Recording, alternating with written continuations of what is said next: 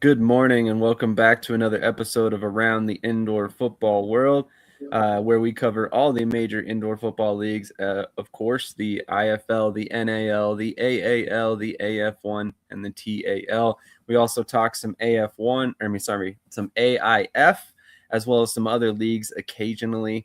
If you're a big fan of indoor football, you are in the right place. And I will ask you today, before we get started, do us a solid, hit that share button on your social media. So if you have other friends, family that are friends or fans of indoor football, they can check out this show with you and maybe even drop their takes in the comments. But without further ado, we'll go ahead and get started and get right into this one.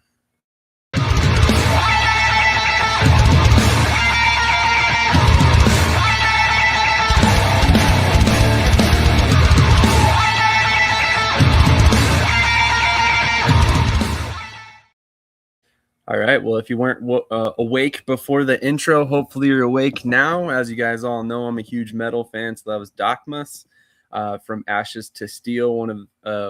Honestly, one of my favorite songs I've been listening to a lot lately. So definitely love that we have made that the intro. But we're going to start with a different topic today. Rather than looking on a specific league, we're going to look into something that kind of covers all of indoor football, all of arena football, and something that also is kind of supports a very supportive person of this show, Mr. Adrian Figueroa. We're going to shout out the game that he is working on. He is working on an arena football game. So before we get into that, TJ, how you doing this morning, man? I'm doing good, man, and I'm excited to hear about this game. Absolutely.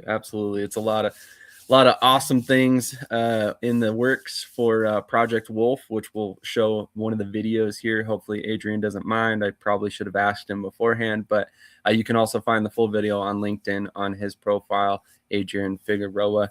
Krish, how are you doing this morning, man? Doing good, just excited to see this game that Lobo's working on. Like I said, off camera, if anyone can make it happen, it's him. So excited to see the progress he's making with that. For sure. Oh, look at that. He's already in the chat. It's funny. He didn't even know I was going to shout him out this morning. But yeah, of course. I mean, Adrian, I saw your video last night, and I was very impressed by just seeing, the guy running around on the field and showing the dasher pads and stuff. So without further ado, we might as well show the video so everybody can see it. And I apologize. This is off LinkedIn, so it's not the greatest way to show the video. So I apologize for that. But here is the video that Adrian posted last night.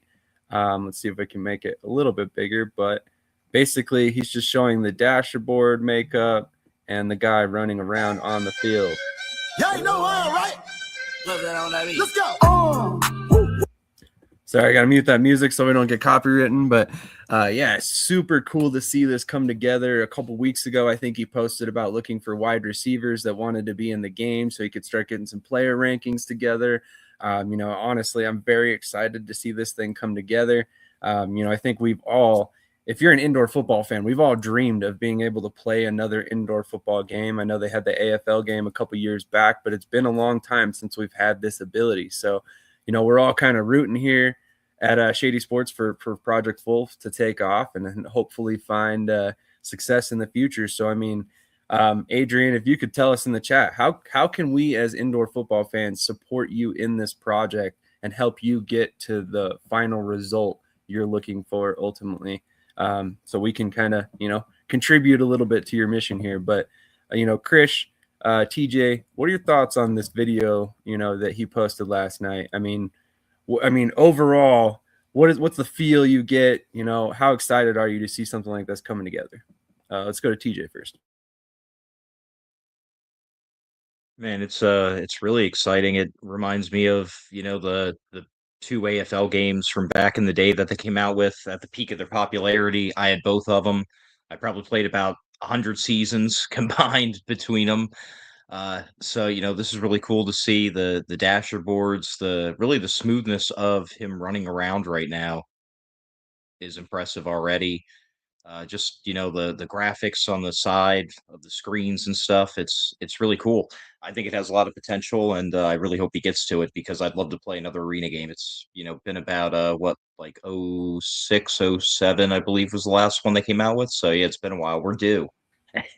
We are definitely due. And for anybody watching, I mean, if you want to support this project right now, as of now, the big thing is getting eyes on it, as he's saying here. So, obviously we all want this thing to happen and we all want to support it. So if that's the case, go hop over to LinkedIn, follow Adrian, share his post.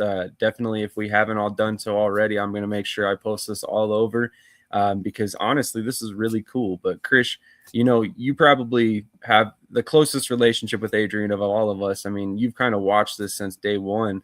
What are your thoughts to see it come to this point already? I think it's great for the sport. And one of the things, that I really take from the video is, him, like he does his due diligence on everything before he puts something out. So he's not just throwing a game together. Like, he's going to make it the best. So I'm just really happy to see it kind of, come together. And I think it's going to come together really fast, and it's going to be a really good product once it comes out.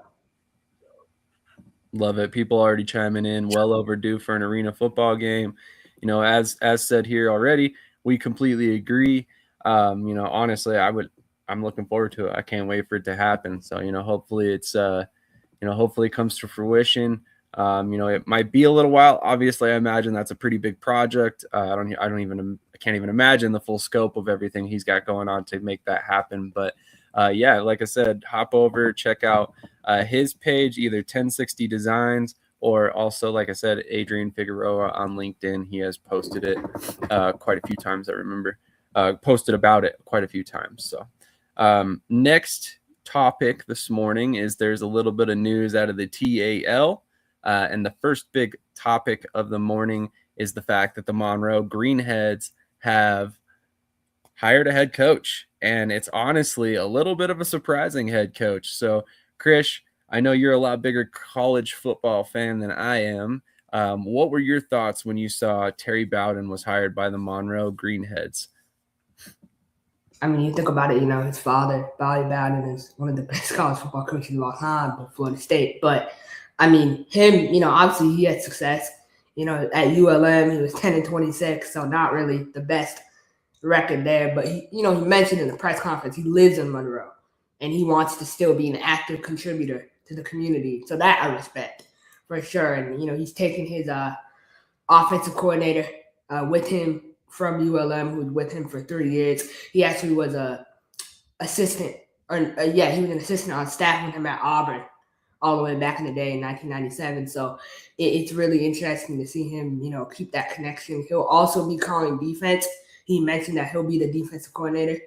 So I just think it's good for the sport in the sense of it brings eyes and it brings a local flavor to the team. So I think it's a good move for them, and I think he'll be able to put together a good team here, a competitive team for sure. So yeah, I'll pause on my thoughts in here in a second. But TJ, what were your thoughts when Bowden was hired? Made sense. Like Krish already touched on, he's local, so it kind of fits to what they've done so far with other teams, in my opinion. So I think it's a good signing. And we'll see how it goes. I'm being careful with them since everything is happening, as we said, kind of at an accelerated pace. So, but we'll see how they do when the season comes. All right, so I knew this was coming a little while ago. As far as him being hired, obviously they kind of teased that graphic, kind of made me start looking into it. Somebody actually told me that's Terry Bowden. There's no doubt in my mind. So we kind of started doing a little bit of research into his background, and I could certainly see that the concerns based off his recent head coaching opportunities. He, like Krish said, he had a 10-26 record at ULM, which is obviously not great. However, what in my mind really matters the most about this hire is that he's local. He's got boots on the ground in Louisiana, in Monroe, no less. And that's his home. He's retired at this point from what I've heard. So this is kind of a passion project for him more than anything. He wants to be involved with the league. So that's a good thing for this league. You know, you get a high profile coach. You have the last name of Bowden in football coaching, and you're probably doing all right, right? So he has 186 to 140 record as a career head coach. You know, this guy's coached for 28 years as a college head coach. So, I mean, he's very, very experienced. You couldn't have gotten a better or more experienced coach. And I know that everybody's thinking to themselves, well, he's never coached indoor football. Well, my thoughts on that is, I mean, as a coach, especially an outdoor football coach, oftentimes you're running 7-versus-7 drills. You know, so you're going to have a center, you're going to have your 5 receivers, you're going to have a quarterback, and then on defense, you're probably going to have 1 defensive lineman, you know, 1 linebacker, 5 DBs, or however you want to line it up, right? So with that being the case, he's got extensive experience running 7-man football, so it shouldn't really be that big of a stretch for him to adapt to the game, in my opinion. And one of the things he mentioned too is, you know, back when he was in Auburn, you know, 1997, 1998, offenses typically in the SEC ran more tempo, right? So they ran with 4 receivers. So he has experience playing with 4 receivers in his offenses at Auburn. So that's just an interesting thing to note. You know, in the TAL, they play with 4 receivers. So great point. And that's honestly a good comparison, you know, good thing for comparison's sake. You know, the offenses aren't really going to be that different. I also like the fact that he was recently a coach of ULM, right? Obviously, his run wasn't that great, but with that comes the opportunity for him to bring in some of the players that he coached in college. You know, he just left ULM in 2023, so a lot of his guys are probably still out there trying to play.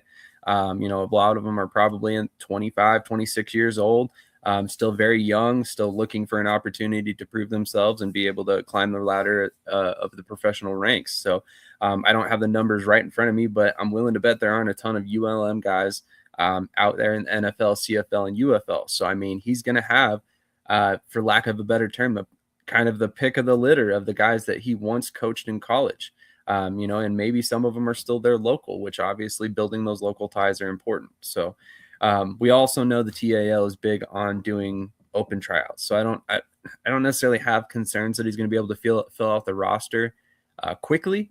My main concern is maybe that, you know, it might take a couple games for them to kind of gel and really get into the swing of things. But honestly, I'm not super concerned about this. I think it's a great hire. I think the TAL really, whether you want to call it luck or skill or being in the right place at the right time, whatever they did, they got this one right. So kudos to the TAL on this hire, because I think they really knocked this one out of the park. And, you know, maybe I proved to be wrong, but I think this team's going to be really competitive with him at the helm. And I was actually not even aware he was bringing his offensive coordinator with him. So good bit of info there from Krish.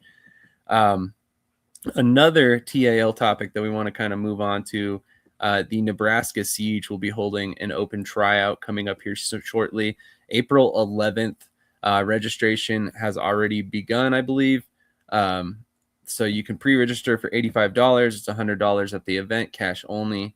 Again, this is for the Nebraska Siege. It's at the University of Nebraska-Lincoln indoor football facility, which I can imagine is probably not cheap to rent. So pretty cool that you guys get to perform in that facility if you're looking for an opportunity. But what are your guys' thoughts on finally starting to see some movement from some of these TAL teams we had a little bit of concerns about? You know, a couple weeks ago, we've kind of voiced how slow things were moving. But what are your guys' thoughts on you know, not only the hire of the coaches, staff, but also the tryout starting to be named? Krish? Yeah, I mean, you know, Dominic Vermonte, he's coached for many years. So I'm shocked that he would, you know, have an $85 tryout for sign up and $100 for walking. You know, no one is paying that. So they'll be lucky if they get maybe 30 people at their tryout. It's a huge mistake for them to upcharge. You know, that's a money grab, in my opinion, to charge that much for a tryout for a TAL team. Not an IFL team. It's a TAL team. So that's my opinion on it. But I think the TAL is doing some good things. I still want to see who Memphis is going to hire as a head coach. I still think it could be Tyus Jackson, like Coach B mentioned last week. That seems like a good good fit for them. But I'm excited. This move from Monroe made me really excited for the direction the league is headed in. So it looks good. Glad to hear it. Glad to hear. If Krish is excited, they might be headed the right direction. TJ, what are your thoughts about finally seeing the some movement there by Nebraska as well on the player front?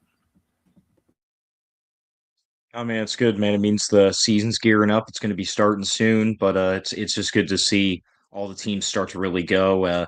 Like it was mentioned before, we were starting to not necessarily get concerned, but voicing concerns about potentially the product not being up to the standard that, I mean, quite frankly, the TAL's been the past few years now. We were afraid that that might take a step back, but them getting into it and everything now, this is good. Hopefully, you don't see any lag on the football field once the season starts. And you know what? I kind of have to agree with Krish. For the tryout, that's a little bit higher of a fee than I'd expect. Me personally, unless it's the IFL, even if it's the IFL, it should probably be a little bit lower still. But for the TAL, I could see probably like maybe 40 pre-sign up, 50 walk in. But yeah, those numbers, that is a little high. But I mean, hey, it is what it is. That's fair. That's fair. And like I said before, I think that's probably in part due to the venue that they used. I imagine it's not cheap to rent the University of Nebraska Lincoln's indoor facility, but love it for our league. Some credible coaches mixed with young, talented coaches like Cam Bruffett and this league continues to get better. I agree, Coach Golston. I mean, honestly, huge hire by the league. And I told Tommy Benizio this weekend that I thought it was amazing they were able to get him there. So, definitely adds some credibility, to a team that, again, fans were concerned about because things were moving pretty slowly. But Quentin Humphrey says, good morning. Well, 30 players at a trial won't be bad. Like Sam said, the price of the facility is what may have been the reason for the cost. And of course, if you have not done so already, make sure you hit the like button. Real quick, we're going to hit a quick commercial break. Then we'll be back with our first IFL guest, Mr. Evan Willsmore of the Vegas Knighthawks. They got a win this past weekend, so we definitely have to talk about that. And they've got a pretty tough game coming up as well. So definitely we'll be talking about that as well. Lots to talk about with Evan, including a book that he has recently published. So we will definitely shout that out as well if you're looking for some good reading material coming up here shortly. But without further ado, quick commercial break. We'll be right back. I don't know what we're yelling about! Loud noises!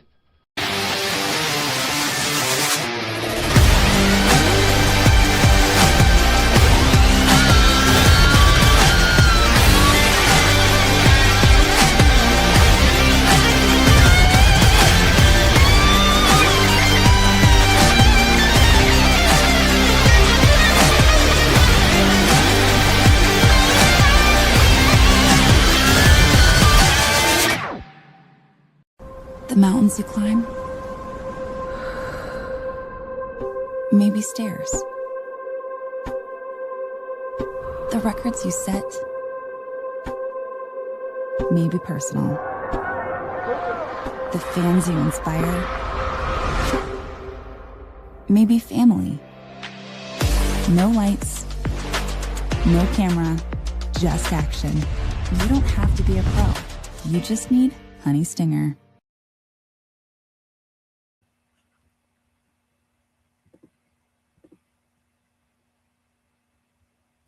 All right, we are back with Mr. Willsmore. Evan, how you doing this morning, man? Can't complain. A bit early for my liking, but we're up. We're getting the day moving, and excited to be here. Thanks for having me. Definitely. Thank you for joining us. Really appreciate your time as always. So like I said, in the lead up here, you've got a lot going on, man. I mean, obviously I mentioned the book. I mentioned the fact that Vegas just got their first win. You recently got your championship ring from last season. There's a lot of different places we can start this off, but I wanted to kind of talk about your book first, because I think that's kind of a big moment for you personally, and also for your career. I mean, I've been very lucky to kind of work closely with you, with News Hub, and then also kind of watch you join the Knighthawks, and you kind of inspired me myself. As you know, But with that being said, I mean, you've been able to publish this book about your career, your challenges, your journey to this point. Tell us a little bit about the book, and then where we can find it as well. Yeah, man, it's funny. You bring it up. I got my copy sitting right here for those at home. Well, I got the blur in the background, so I don't know how well you can see that. But yes, I published my book about a month ago. Went live. It took me 6 months to write, which, talking to some people who have published books before, seems to be on the shorter end. But yeah, it really just kind of chronicles my life. What I've done in football, both in media and in personnel. I get asked a lot of questions by a lot of different people. Since my journey has been so unique, like, hey, how did you start this? How does it all work? And I kind of figured, because I get that question so much, if I just wrote a book explaining it all, I can just direct people there.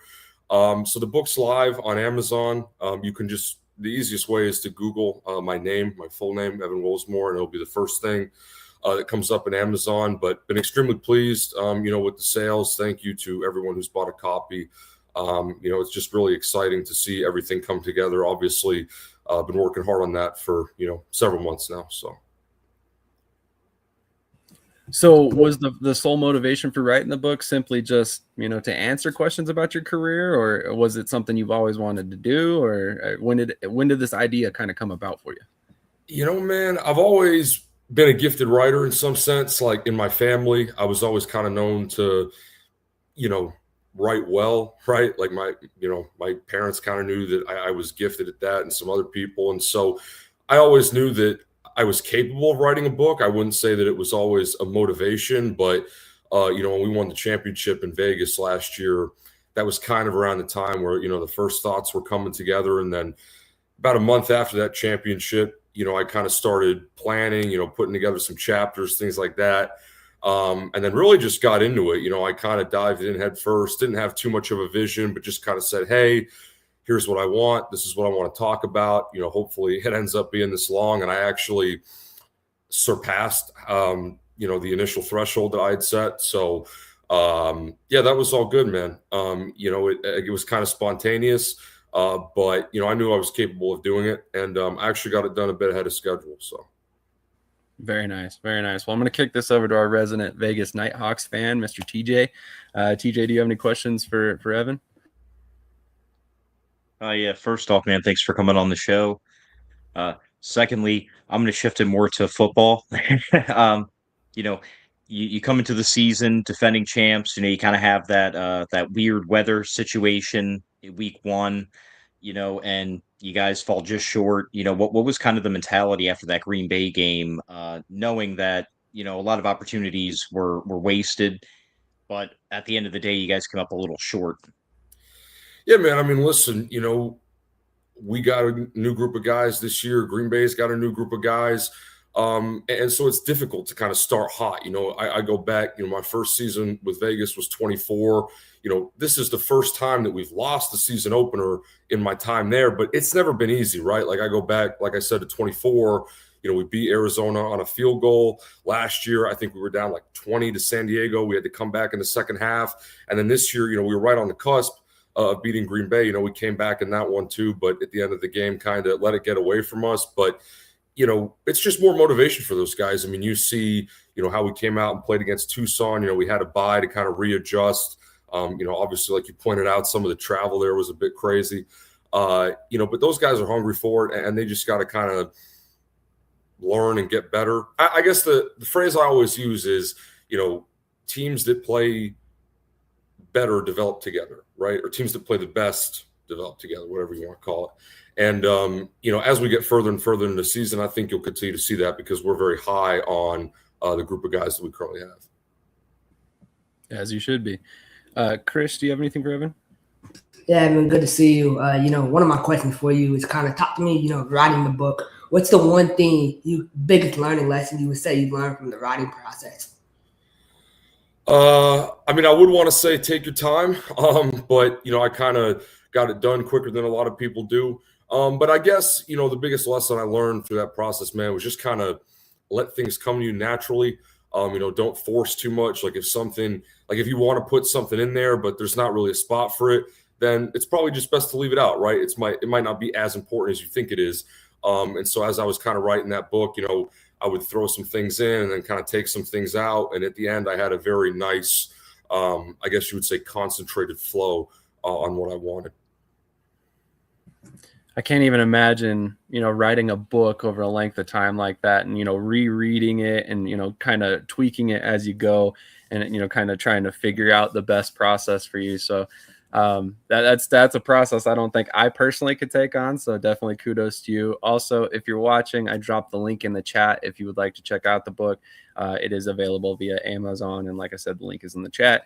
Go ahead and go grab yourself a copy, please, so you can support our buddy Evan here and then also in his journey, and then also hopefully help him continue climbing the career ladder. But speaking of climbing the career ladder, I mean, like you mentioned, your first year with Vegas was 2024. Following the 2025 season, you guys win a championship. So, I mean, obviously a pretty quick progression from first year in the job to, getting your first ring. So tell me a little bit about what it's been like, first of all, being a part of the Vegas Knighthawks, which is obviously a first-class organization, but then also learning from some of the coaches and the personnel there, around you. You got Mike Davis, Curtis Chin. We could go on for days about all the different high-level executives and coaches you've got surrounding you. Yeah, man, it's been surreal. I tell people all the time, this is kind of the opportunity of a lifetime in some ways, even at this level, having an opportunity to, procure, I think that's the word, and develop. I think it's now up to 40 football players or something like that. I was looking the other day, I was looking at rosters across the league because, of course, now we've gotten through all the camps, everything's set. And it's really kind of a full circle moment because I look at all these rosters, and on every team, there's a handful of guys that, I've brushed shoulders with, again, not just with us, but, some of these guys elsewhere that, I've tried to recruit, I've been in touch with, maybe they've been in camp with us. In my book, I talked about the first guy that I ever signed in Vegas was Keyshawn Moore. And, that guy went on to be two-time All-IFL with Quad City. A lot of people don't know that, but it's just these little tidbits like that. I kind of joked in the book. I said, well, once I saw the trajectory for that kid, I knew I was kind of in the right space. And there's a lot of those moments that are fulfilling. But you talk about some of the people that we have there in Vegas, and yeah, man, it's just it's crazy. Like obviously Mike, with his experience up in the CFL, he's done wonderful things for me. Coach Chin, who's been connected with Mike for it's like 20 years now. I don't want to speak for him, but they've known each other for a long time, and those guys look like clockwork. Hurtis just does the offense, and it's just really cool to see. A lot of our operation, I don't want to say it's become seamless, right? Because we're always navigating things and trying to be the best, but man, it really does come full circle a lot, and I can't wait to see what continues to come. Absolutely. TJ, do you have anything else? Yes. Kind of an opinion, a pure opinion question here, but being in the IFL, and we've been discussing it a lot, especially the last off season or two, about how the sport is really starting to gain popularity again. It's starting to get a lot of airtime, streaming interest, things like that. Being in the IFL, can you feel that kind of extra focus or that kind of popularity regaining in the sport? Absolutely. Yeah, no, I would definitely say yes. Actually last year, during the season, Jared Weidman, who now, is it Woodman or is it Weidman? But anyway, Jared, who's heading up the business division, for the IFL, was at some of our games and, getting a chance to kind of interact with him and, just kind of see where the league is progressing, because he's kind of become a face of this thing now and is doing a lot of good stuff behind the scenes. So I would definitely, say that it's growing. And of course, you look at some of these expansion franchises like Fishers was new last year. New Mexico is new this year, even if they had a team a couple years ago in Duke City. You kind of see these new ownership groups, they're really passionate about the product, right? They want to grow the league, just as much as the top executives do. And it all starts with ownership. I mean, Mike could tell you that, but having people that are fully bought in and kind of understand, what the vision is for this collectively is extremely important, to the continued growth and success of this operation. And so it's an exciting time for the IFL. I definitely think it is growing and heading in the right direction. Would still like to see eventually, a bigger broadcast deal put together. Obviously, Yahoo is big, and then adding overnight is a secondary option. Both of those have been great. But like our championship game is on CBS Sports Network, right? And I dream of the day that we have more games, kind of on that level where if I turn on YouTube TV, I can just find the game in a couple minutes, and it's easier for other people as well. So. I don't think we're very far off from that day, that's for sure. Krish, do you have anything else for Evan? Yeah, one thing I wanted to ask you, I know you've been kind of covering the United Football League here for a while, and I know under the new ownership of, Mike Rapoli, they're trying to go in a new direction. What's your opinion on the state of that league overall? Yeah, man. I think ultimately the UFL is in a good spot. I just talked about, people being bought in and kind of committed to a vision. Mike Rapoli is very hands-on with this stuff. I mean, you've kind of been seeing him at every game, being very active in the media, trying to promote the product.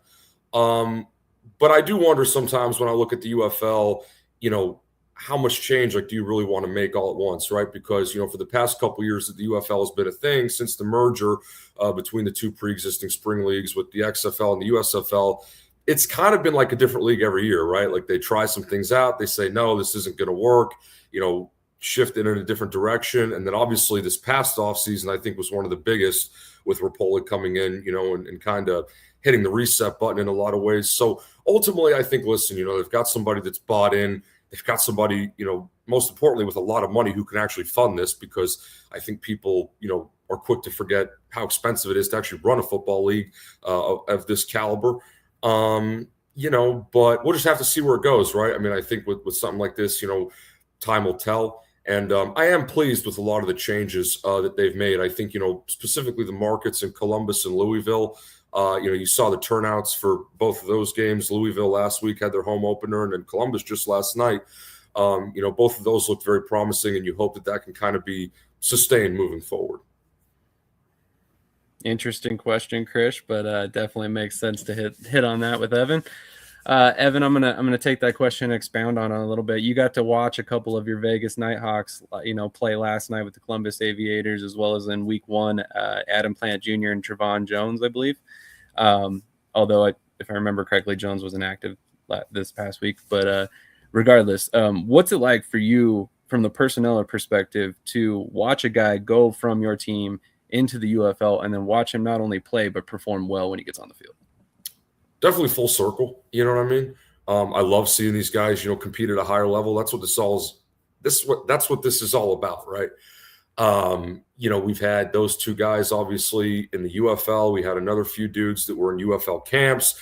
We've got a bunch of guys that are on CFL contracts right now, not just from the championship team last year, but then some guys that had also signed to play for this season. And then ultimately got called up earlier. But yeah, man, I think, what a lot of people don't realize too, not that it's funny, but, it's just being on the personnel side, it's not like Adam Plant and Trey Jones were all UFL guys, right? Or all IFL, excuse me. But, they had the right tape. They were kind of, still young and developing. And they still get that opportunity. And I think about some other guys too, like, Maina Hanatu was a reserve defensive lineman for us, still got a contract with the BC Lions, really just based off what he was doing in practice. He only played a couple games. And so I think that's what's really, promising is that, it's not just the all IFL talent that's getting signed. It's guys from across the board, some guys that are in depth roles. And what that shows me is that, there actually is a real sense of scouting going on. You don't just have guys, that are kind of, reading different lists or, listening to referrals. There's some proper evaluation that's being done. And that's always good, at any level of football. Agreed. And you guys definitely have had a ton of success moving players up. So it's kind of been part of your mantra under Coach Davis for a while now, which it looks like Coach Davis is watching at this point. So appreciate you tuning in, Coach. TJ, do you have anything else for Evan? No, man. But once again, thanks for coming on the show, and go Knighthawks, man. I can't wait to see what we do this season. Appreciate it. Krish, if you're still with us, do you have anything for him? No, great having you on, Evan. I'm excited to see you in about 44 days in the IFL Cup. It's going to be fun. So, yeah, looking forward to that one too, man. Are you going to be out there for the Cup, Evan? I think so. I'm putting together the plan right now. I got to talk to some people, but that's obviously really exciting. And again, another thing that the league is trying out, kind of experimenting. But I guess we're following the footsteps of the AFL, now AF1, because they were there. What was that? 2 years ago now they had the championship game there with Billings. So I'm excited to potentially see that venue if I can make it out there. Definitely. I know a lot of people say things about that venue. I personally think it's awesome. So take that for what you will. I think playing underneath those skylights is super cool when you can kind of have a game indoors but have some natural lighting there. But I wanted to pivot a little bit. Obviously, as we talked about, you've gotten in the personnel department. I think this is your third season with Vegas at this point. So what's the ultimate goal? What's next in your career? What do you want to achieve long term? Keep finding ways to do this, right? Because I think, I've been relatively successful at it. To me, it's kind of like a calling, right? Like I feel like in some ways this, was my calling in life was, not just to, help athletes, but to help young people in general, and what we've done with this platform, seeing guys, whether they get, an opportunity in the CFL or the UFL or not, just seeing these guys, come into a building and kind of, get coached up, like meet friends, friends that'll probably be in their life for a long time and which are their teammates. That's all very powerful stuff. And yeah, man, I mean, I'd love to just continue to do this, whether it's going up to work in the CFL or, for a lot of people, the NFL is the end term goal. And I think I'm still, a bit of a ways from that, right? If we keep it realistic, but I do always have that in the back of my head. And then, nowadays, I mean, I've even explored, the route of like becoming an NIL agent. The college space is rapidly developing and it's kind of the Wild West, but you can kind of go in there without a lot of legislation and be able to help, these kids, find different opportunities. And some of that has to do with marketing, right? Not necessarily just like, bring guys to a team or whatever.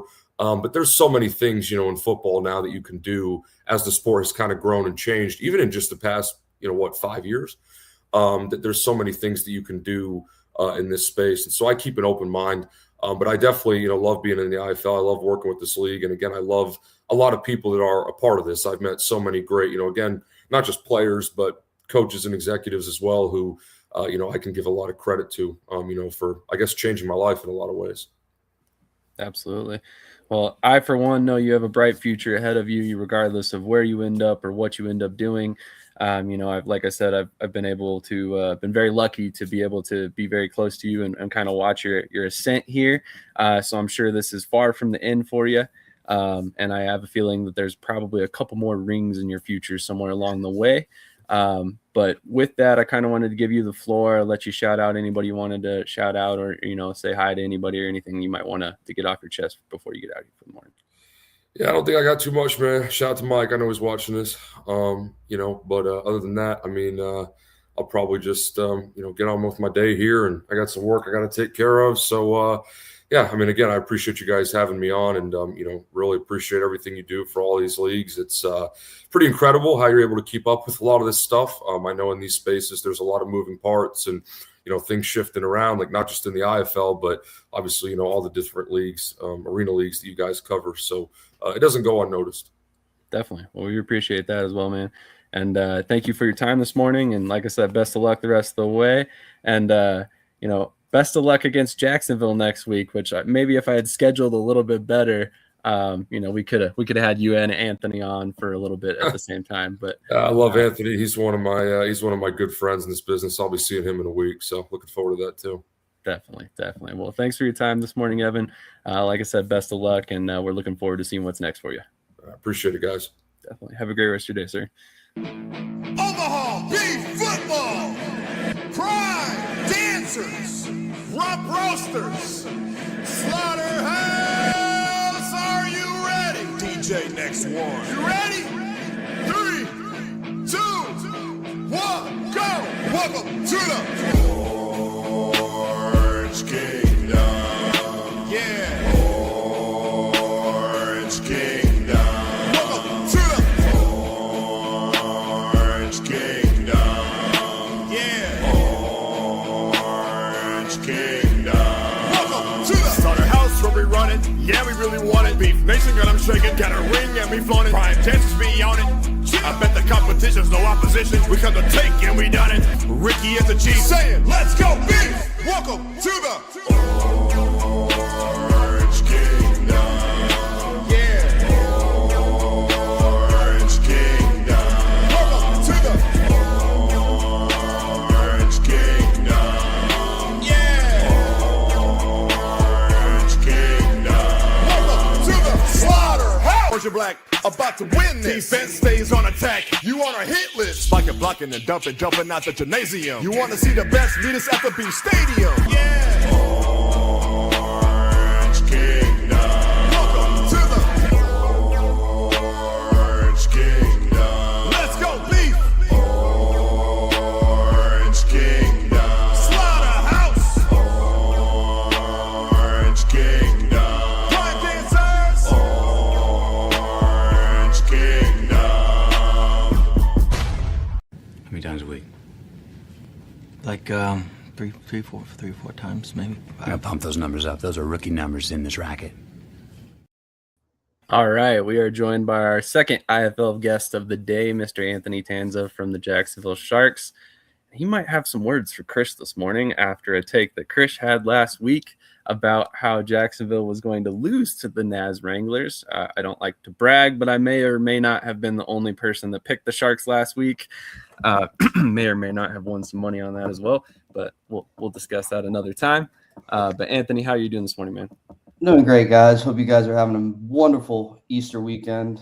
Not just one take that Krish had. There's multiple takes throughout the offseason that I got a gripe with, but we'll hold those receipts till after the season. That's fair. That's fair for sure. So I'll let Krish start this one off because he's got a little atonement to do for his take last week. Go ahead, Krish. No, it's good to see you, Anthony. My question for you is kind of going in the offseason. What's the biggest area or position group you sought out to kind of improve, you would say? I think just improving upon the youth, again, of our team. Again, you pick and choose on certain vets, but then a big emphasis you've heard from different people is also the O-line. We went younger on the O-line, as you see.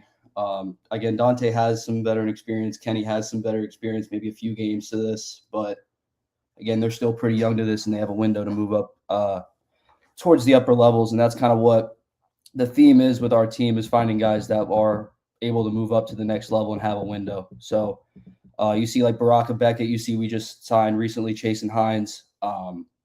Matthew Kickle was here with us, and we just have younger guys. So that's what we were looking for on the offensive line. Fair enough. TJ, do you have anything?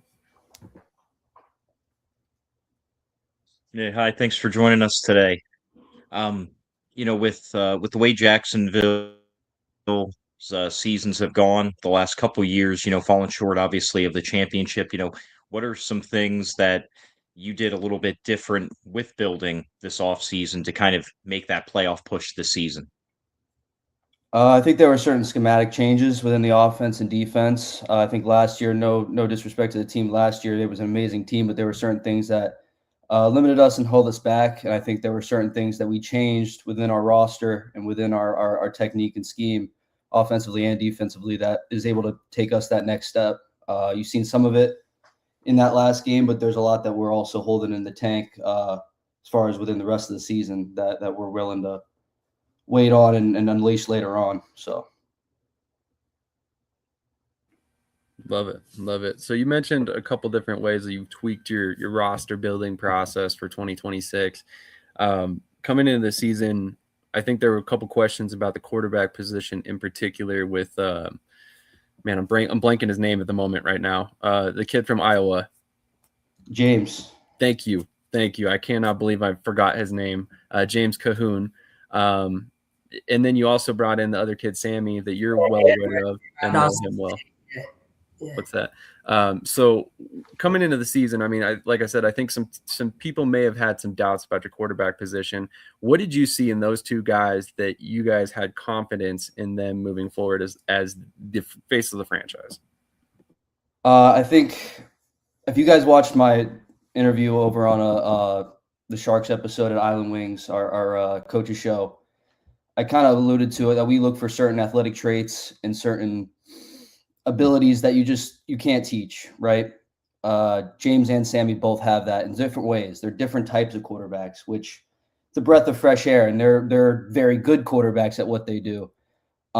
James, obviously, you see an elite arm, you see the zip, you see the pinpoint throws, you see the power behind his throws, the release point, how fast he gets the ball out, right? Sammy, you see the athleticism when his one play in. You saw that 20-yard run. It was pretty athletic, as you see. But if you go watch his tape at Valdosta State, and I've known Sammy all his time growing up, he's always been that kind of way, that twitchy athlete, but he's always just had an easy ball to throw. It's a different ball than James. You know what I'm saying? Makes perfect sense.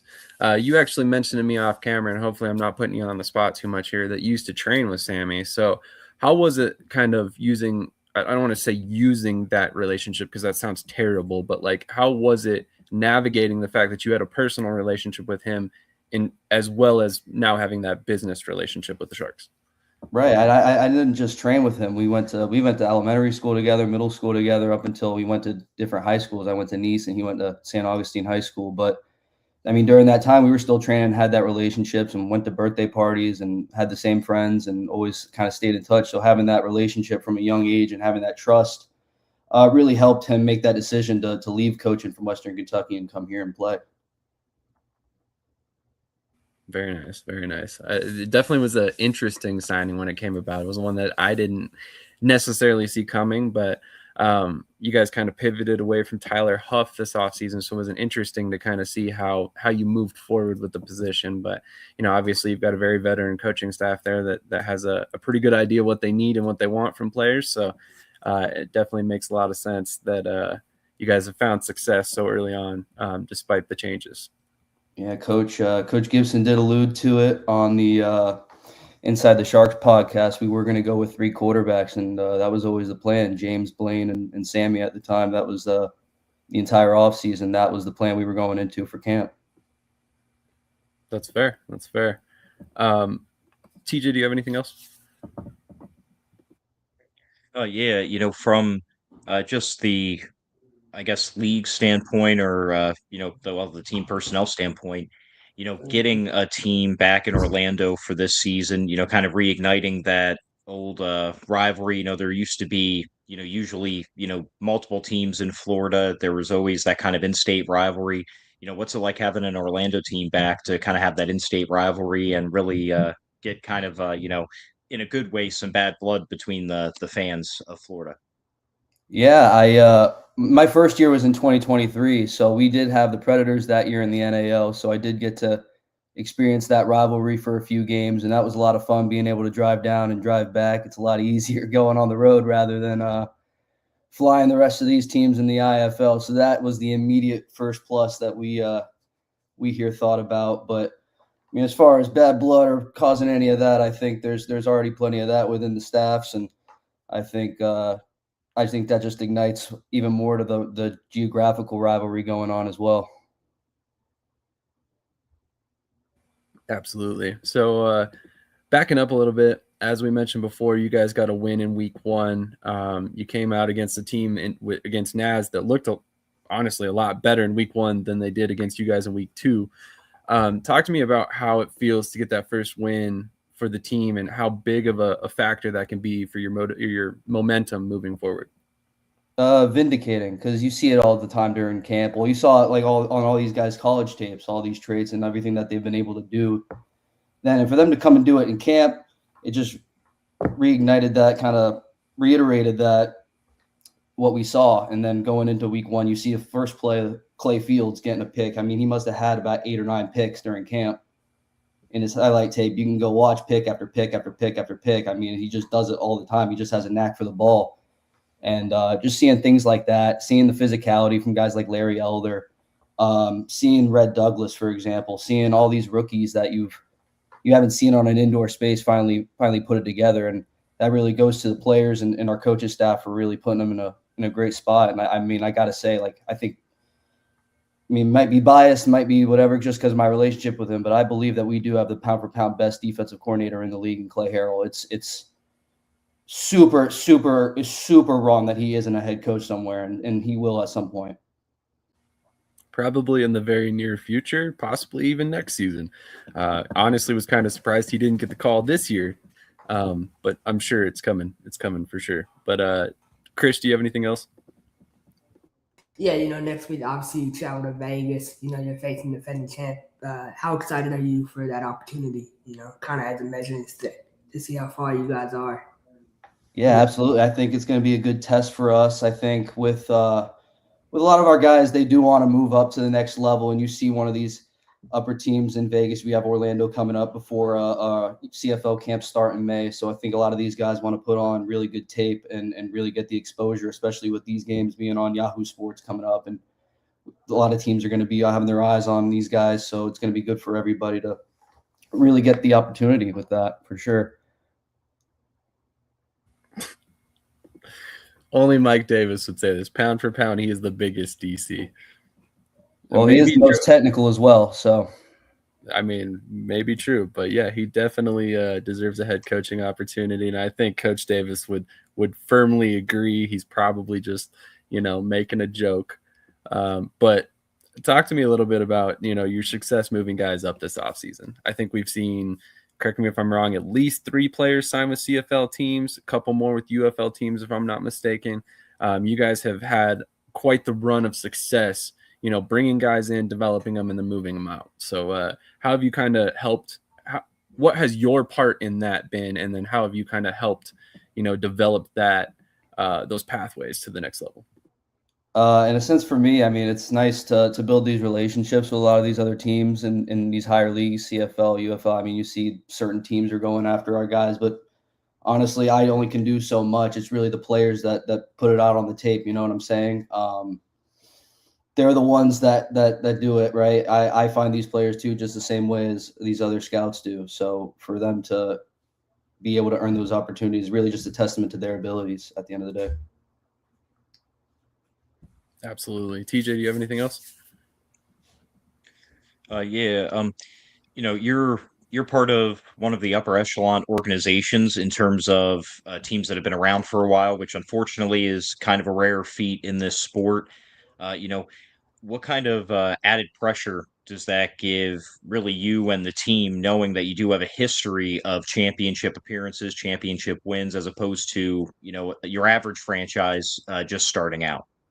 I don't think it's necessarily pressure. I feel it's necessarily more, we feel a larger backing behind us. I mean, you see the fan base we have and the kind of backing we get, and it gets loud in Jacksonville. So rather than pressure, we see it as more confidence from our side. That's fair. I wanted to compound on my question a little bit about elevating players. Who's the guy that you see on the roster this year that may not necessarily be the most obvious pick for fans at home on who could potentially make it to the next level? That's a good question. I mean, there's a lot of guys. I mean, you could say basically anybody on the defense. You could say a lot of these young receivers. You can say,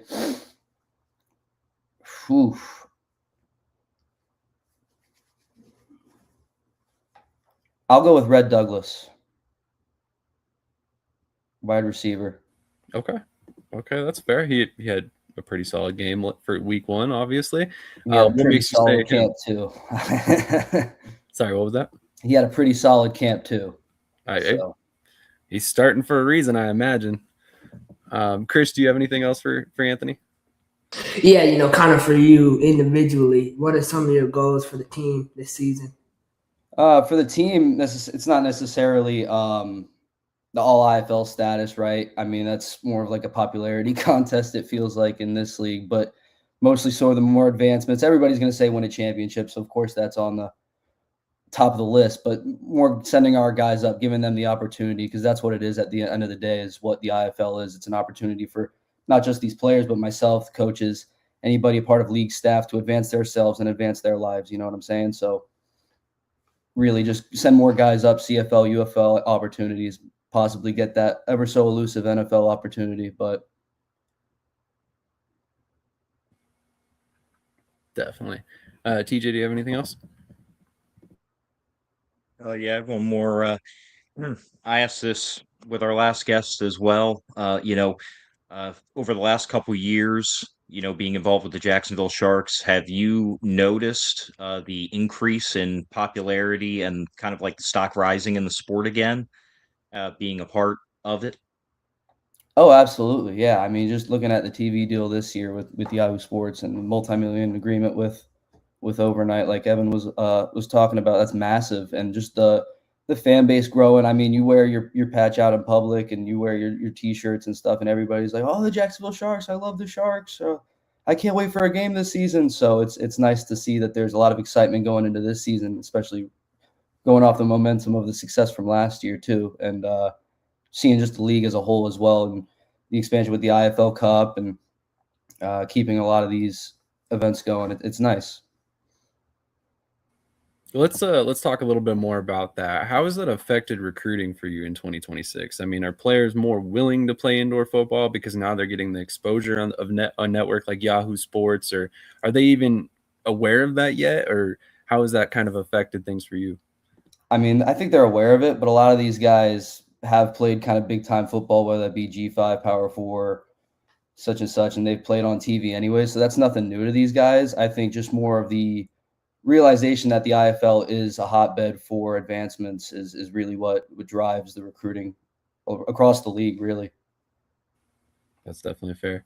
Krish, do you have anything else for Anthony? He might have stepped away. I apologize. All right. I asked this question to Evan earlier, and it may or may not be something that you put a lot of thought about or thought into, but ultimately, what's the long-term goal for you in your career? Like, do you eventually want to be in the NFL? Do you see yourself in the CFL, UFL? Are you just thrilled to be a part of the Jacksonville Sharks and just trying to climb the ladder there? What do you see next in your career for yourself? Yeah, I mean, the end goal for me is the NFL, but I do see that there is a pathway to get there. I mean, you look at people who have been successful in those roles and personnel in the league and what they've done to get to where they are, and you want to kind of imitate that career path. You see a lot of the former past AFL guys, whether they be players or personnel guys that are currently in the NFL, and you try to mimic what they did. So I see that there is a path line between being a general manager and then the arena space, the indoor space, and moving your way up that way, or you can go to the CFL, the UFL, whatever that may be. I think just having constant advancement and moving up is what looks good and what is what best for my career, whether that be staying in the IFL, moving up within Jacksonville, whatever that may be. Absolutely. And I'm sure you're going to love to see this score pulled up on the screen. Jacksonville Sharks 47, Northern Arizona Wranglers 24. Thank you for Mo the King dropping the scores in the chat. Really appreciate that.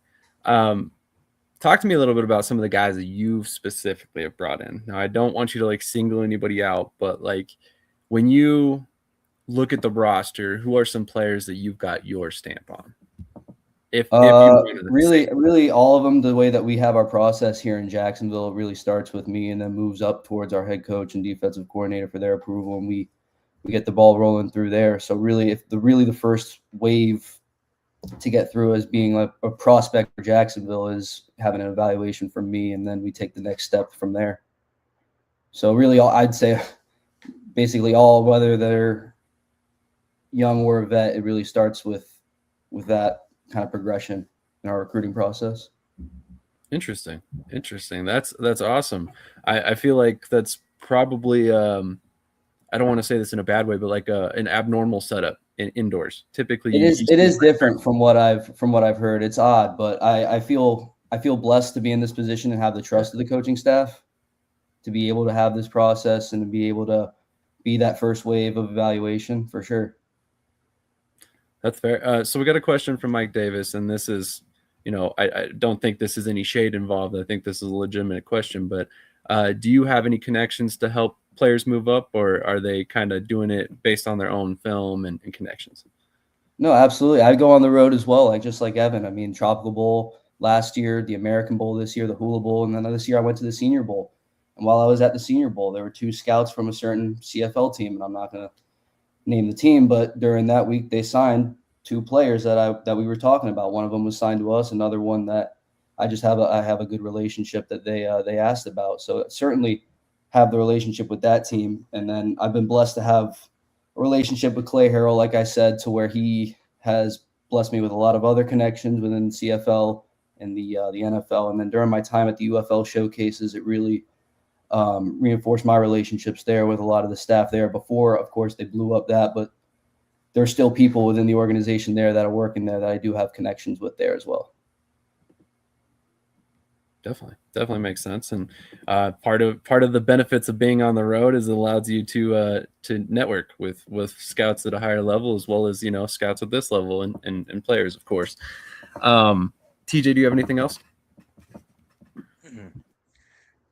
Nope, I'm all out, but thank you for coming on the show, and good luck for this season, minus the games you go against Vegas, because I am a Vegas fan. So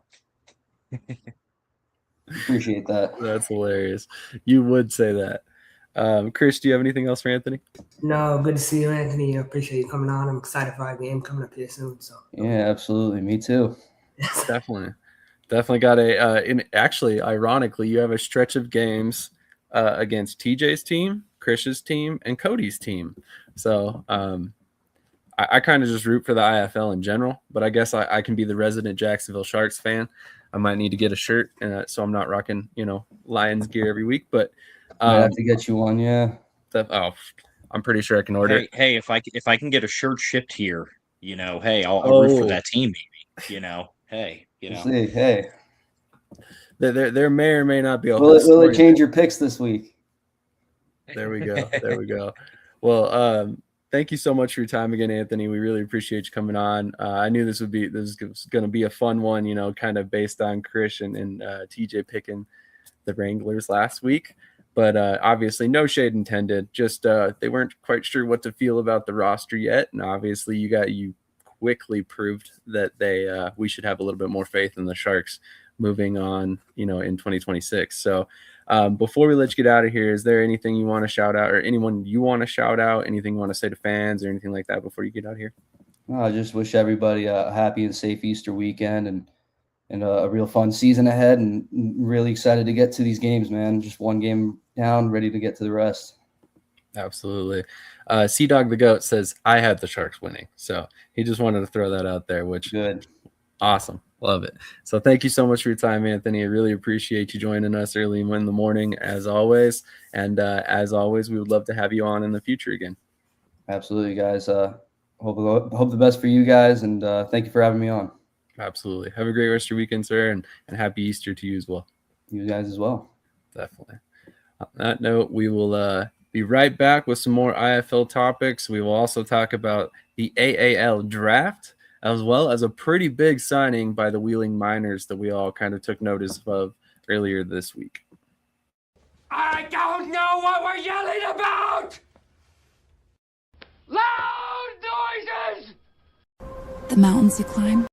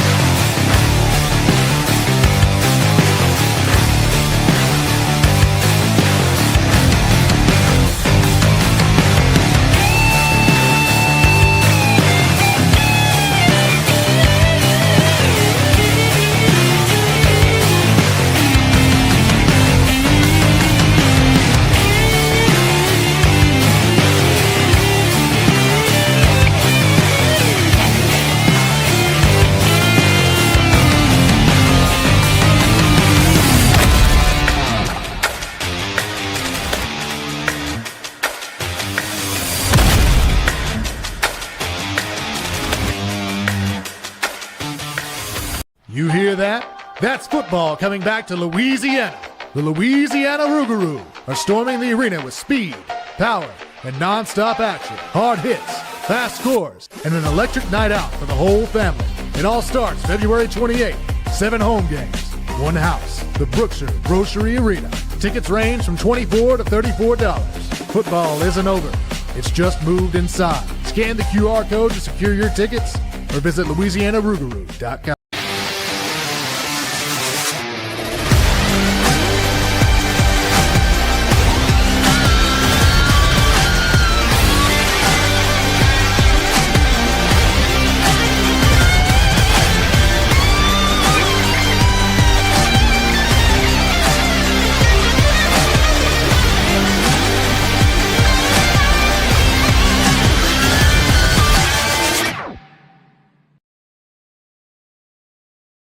All right, so we have a ton of comments to get to, so I really want to kind of roll through them real quick. So give me just a moment, everybody. I imagine this might get a little long-winded because there's quite a bit of conversation going back and forth in the chat. So Ben McToy says, crazy Omaha has a theme song. Omaha's got a little bit of everything, right? Adrian Figueroa says, I hate this commercial so much, yet I find myself singing it every Saturday. Orange Kingdom. I sing it every time we play it too. Don't worry. May need to cancel it as it hasn't worked out well this season. Man, Coach is coming with the spice this morning. Coach Adrian laughing at Coach's comment. Mike Davis, too early, Ben says.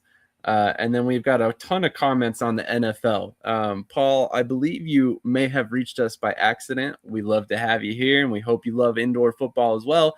Although judging based on your repeated comments about hating domes, you probably are not a big fan of indoor football. But if we can change your mind, stick around, man. We would love to talk to you more and give you a little bit more reasons why you should be watching indoor football. Because trust me, you may not like domes, but how do you feel about wide receivers catching passes over the wall? Because trust me, you'll enjoy it. Roger Beck checking in. Good morning. Draft coming soon. Sea-Dog the GOAT is a little bit confused, I believe. He says, I personally don't see one happening, but if it does, it would probably be 5 to 10 years from now. Sea-Dog, he is referring to the American Arena League draft, which is actually coming up in 15 days. That will be live right here on Shady Sports Network, thanks to the good folks over at the American Arena League. They are flying us in to cover the event. So TJ, myself, and Cool McCain will be on site to cover the draft. It's going to be very unique. It's going to be very interesting, and it should be very, very fun for everybody involved. Looking forward to it. So very excited about that. Gonna go ahead and X out all these Paul comments. Not sure what this is all about. I'm not sure if you're trying to clip something from our show, but how about Bugatti? There you go. Good morning, Clinton Solomon checking in. The undefeated 4-0 Clinton Solomon, by the way. Just wanted to throw that out there. Mike Davis, what's good, my guy? Good morning. Mo the King says, also no problem. Love being the score bug. We appreciate you doing that every week, man. And we love that you watch the show every week. Mike Lee Sr., a product of the AAL2 last year, who is currently assigned to, I believe, the Mississippi Wolfpack, if I'm not mistaken. Correct me if I'm wrong on that one, Mr. Lee. Make sure you hit the like button if you haven't done so already, and let us know your thoughts in the chat so we can pull your comments up as well. Mike Davis clarifying, not players for Anthony personally. Any opinions of the AAL, which we will get to here shortly. And shout out to Clay Harrell, who obviously Mike knows well, apparently. So a couple more comments here. Just chilling solo. Indeed, champ. Marco Wade will be missed in Albany. I firmly agree. Okay, what's up, guys? Indoor football for the win. Ricky, just messing, buddy. I realized after the fact about the draft. We ain't canceling nothing. Wait until the end of the season. Just saying. Oh, man, it's getting a little spicy here. Denarius Antoine, what I missed? Well, yeah, an hour and a half of the show, sir. So thanks for joining us. Stephen Foster, checking in. Thank you for joining us as well. I better see you in Pueblo next weekend. Next weekend, I will be in New York. So unfortunately, I will not be at the Pueblo game. You saw the commercial for Pro Level Combine. I will be covering that event in person as well. Kind of got a really busy month going on this month. So I'm going to try and make more Pueblo games. I just haven't had a chance yet. So I'm ready for an exhibition between Vegas Knighthawks and Pueblo Punishers. Coach Solo. No, all the respect in the world to Coach Solo, man. I was wrong about the team, but if Vegas played Pueblo, someone would die. Like, there's levels to this. So let's not do that, man. Let's not. Krish loves to think that everybody in the I want my Pirates to play Coach Solo and Coach Day. Like, that's what I want. I would love the Pirates to play anybody in another league. So when they get smacked in the mouth, Krish can eat his words. But bro, we would have Solo tapping out at halftime, man. I don't know about all that, but it's Respect. okay. Weekend arena ball. No, I am not going out there to see the Firebirds. I wanted to try and catch the game because obviously that's kickoff weekend. I've never seen a game at MVP Arena, and I think it would be extremely fun to see a game there. However, my flight out of town leaves too soon for me to go make it to the game. It's about a 3-hour drive from where I'm going to be. Trust me, I looked at all the logistics. I wanted to be there. It's just not feasible for me, unfortunately. Otherwise I would be too. So Solo the GOAT. Firebirds would beat the Pirates 70-30. Firebirds might be the one team that can make that claim that they would probably beat just about any other team they played. Shady getting spicy up in here. Stop. Keep our name out of this. Solo's my guy. They're doing great things 4-0. Krish has his own teams where he's 5K. 5K? Is that what you're guessing for the tickets? Yeah, we have a little bit of a thing going, but okay. That's unfortunate, obviously. Hopefully they get a little bit more movement on that. But back and live in his own delusion, man. We're gonna have 10K, man. It's about to be 10, 15. It might be sold out. Who knows? So just keep watching, man. So I guess we will see. I forgot to mention, I dropped a link in the chat a little bit ago. I'll go ahead and drop it real quick one more time. The Jacksonville Sharks are doing a charity drive. It is for a young man who passed away due to a health ailment, and they're trying to do what they can to help raise some money for the foundation that is trying to help this condition out. So I just shared the link in the chat once again. If you could click over there and show your support to a great cause, we really appreciate that. And one thing that I have not shouted out so far this episode, and I know I need to do it every episode, is our giveaway. So if you have not heard about this, you can win a piece of the Sioux Falls Storm turf. I literally have it under my feet right at this moment. And all you have to do is a couple very easy and free steps. Follow Indoor and Arena Football History on TikTok or Arena and Indoor Football History and News on Facebook and find the contest keyword. He has been sharing it regularly. Join our mailing list at shadysportsnetwork.com. This just keeps you up to date on all of our articles that come out and any sort of updates that we may have on the channel. Comment contest keyword live during this show any Saturday throughout this season. I think we'll probably keep this going at least throughout the IFL season. We haven't had a ton of entrants, so you have a really good chance of winning if you enter now. And there's one final way that you can enter. And I'm going to drop the link in the chat for that now. If you donate to Sammy Strong Foundation, any amount of money, all you have to do is take a screenshot of the final window where it thanks you for donating, send it to us, and you are automatically entered in our giveaway. No other steps needed. We hope you go ahead and follow us on all social medias and stuff like that we were asking for. But if you don't, who cares? You donated money to a cancer foundation, and we feel that's more than plenty to be added to our giveaway. So what's the beef between Mike Davis and Krish?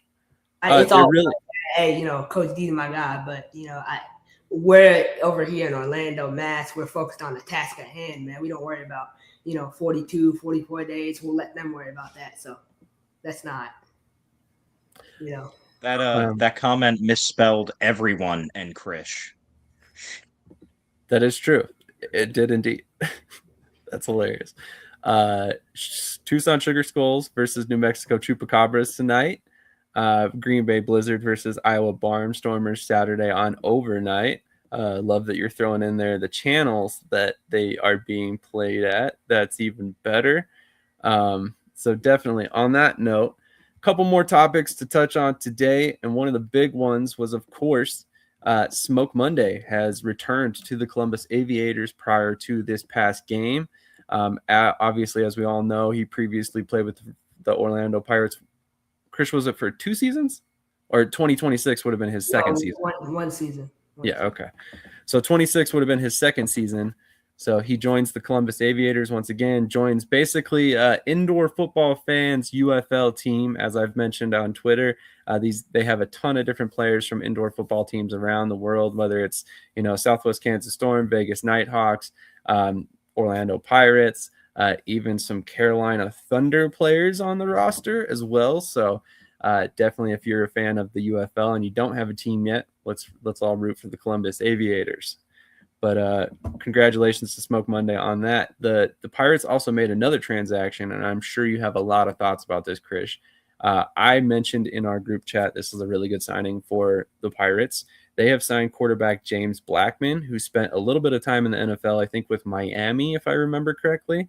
6'2", 215-pound quarterback, dual threat guy. Definitely a player to watch for the Pirates if he sees the field. Obviously depending on how Paxton DeLaurent plays or if he gets moved up. But what are your thoughts on this move by the Pirates, Krish? Yeah, I mean, look, I think a lot of people out there, they don't understand what depth is. Depth is the most important thing on a football team. How deep you are. And so, Paxton, man, I'm so excited to watch him continue to develop. 84% completion percentage. I see that coming, man. That's a bunch of bullshit. You're out there wearing a Pirates polo and you want to, talk shit, but that's what it is. So I'll see you in 44 days too.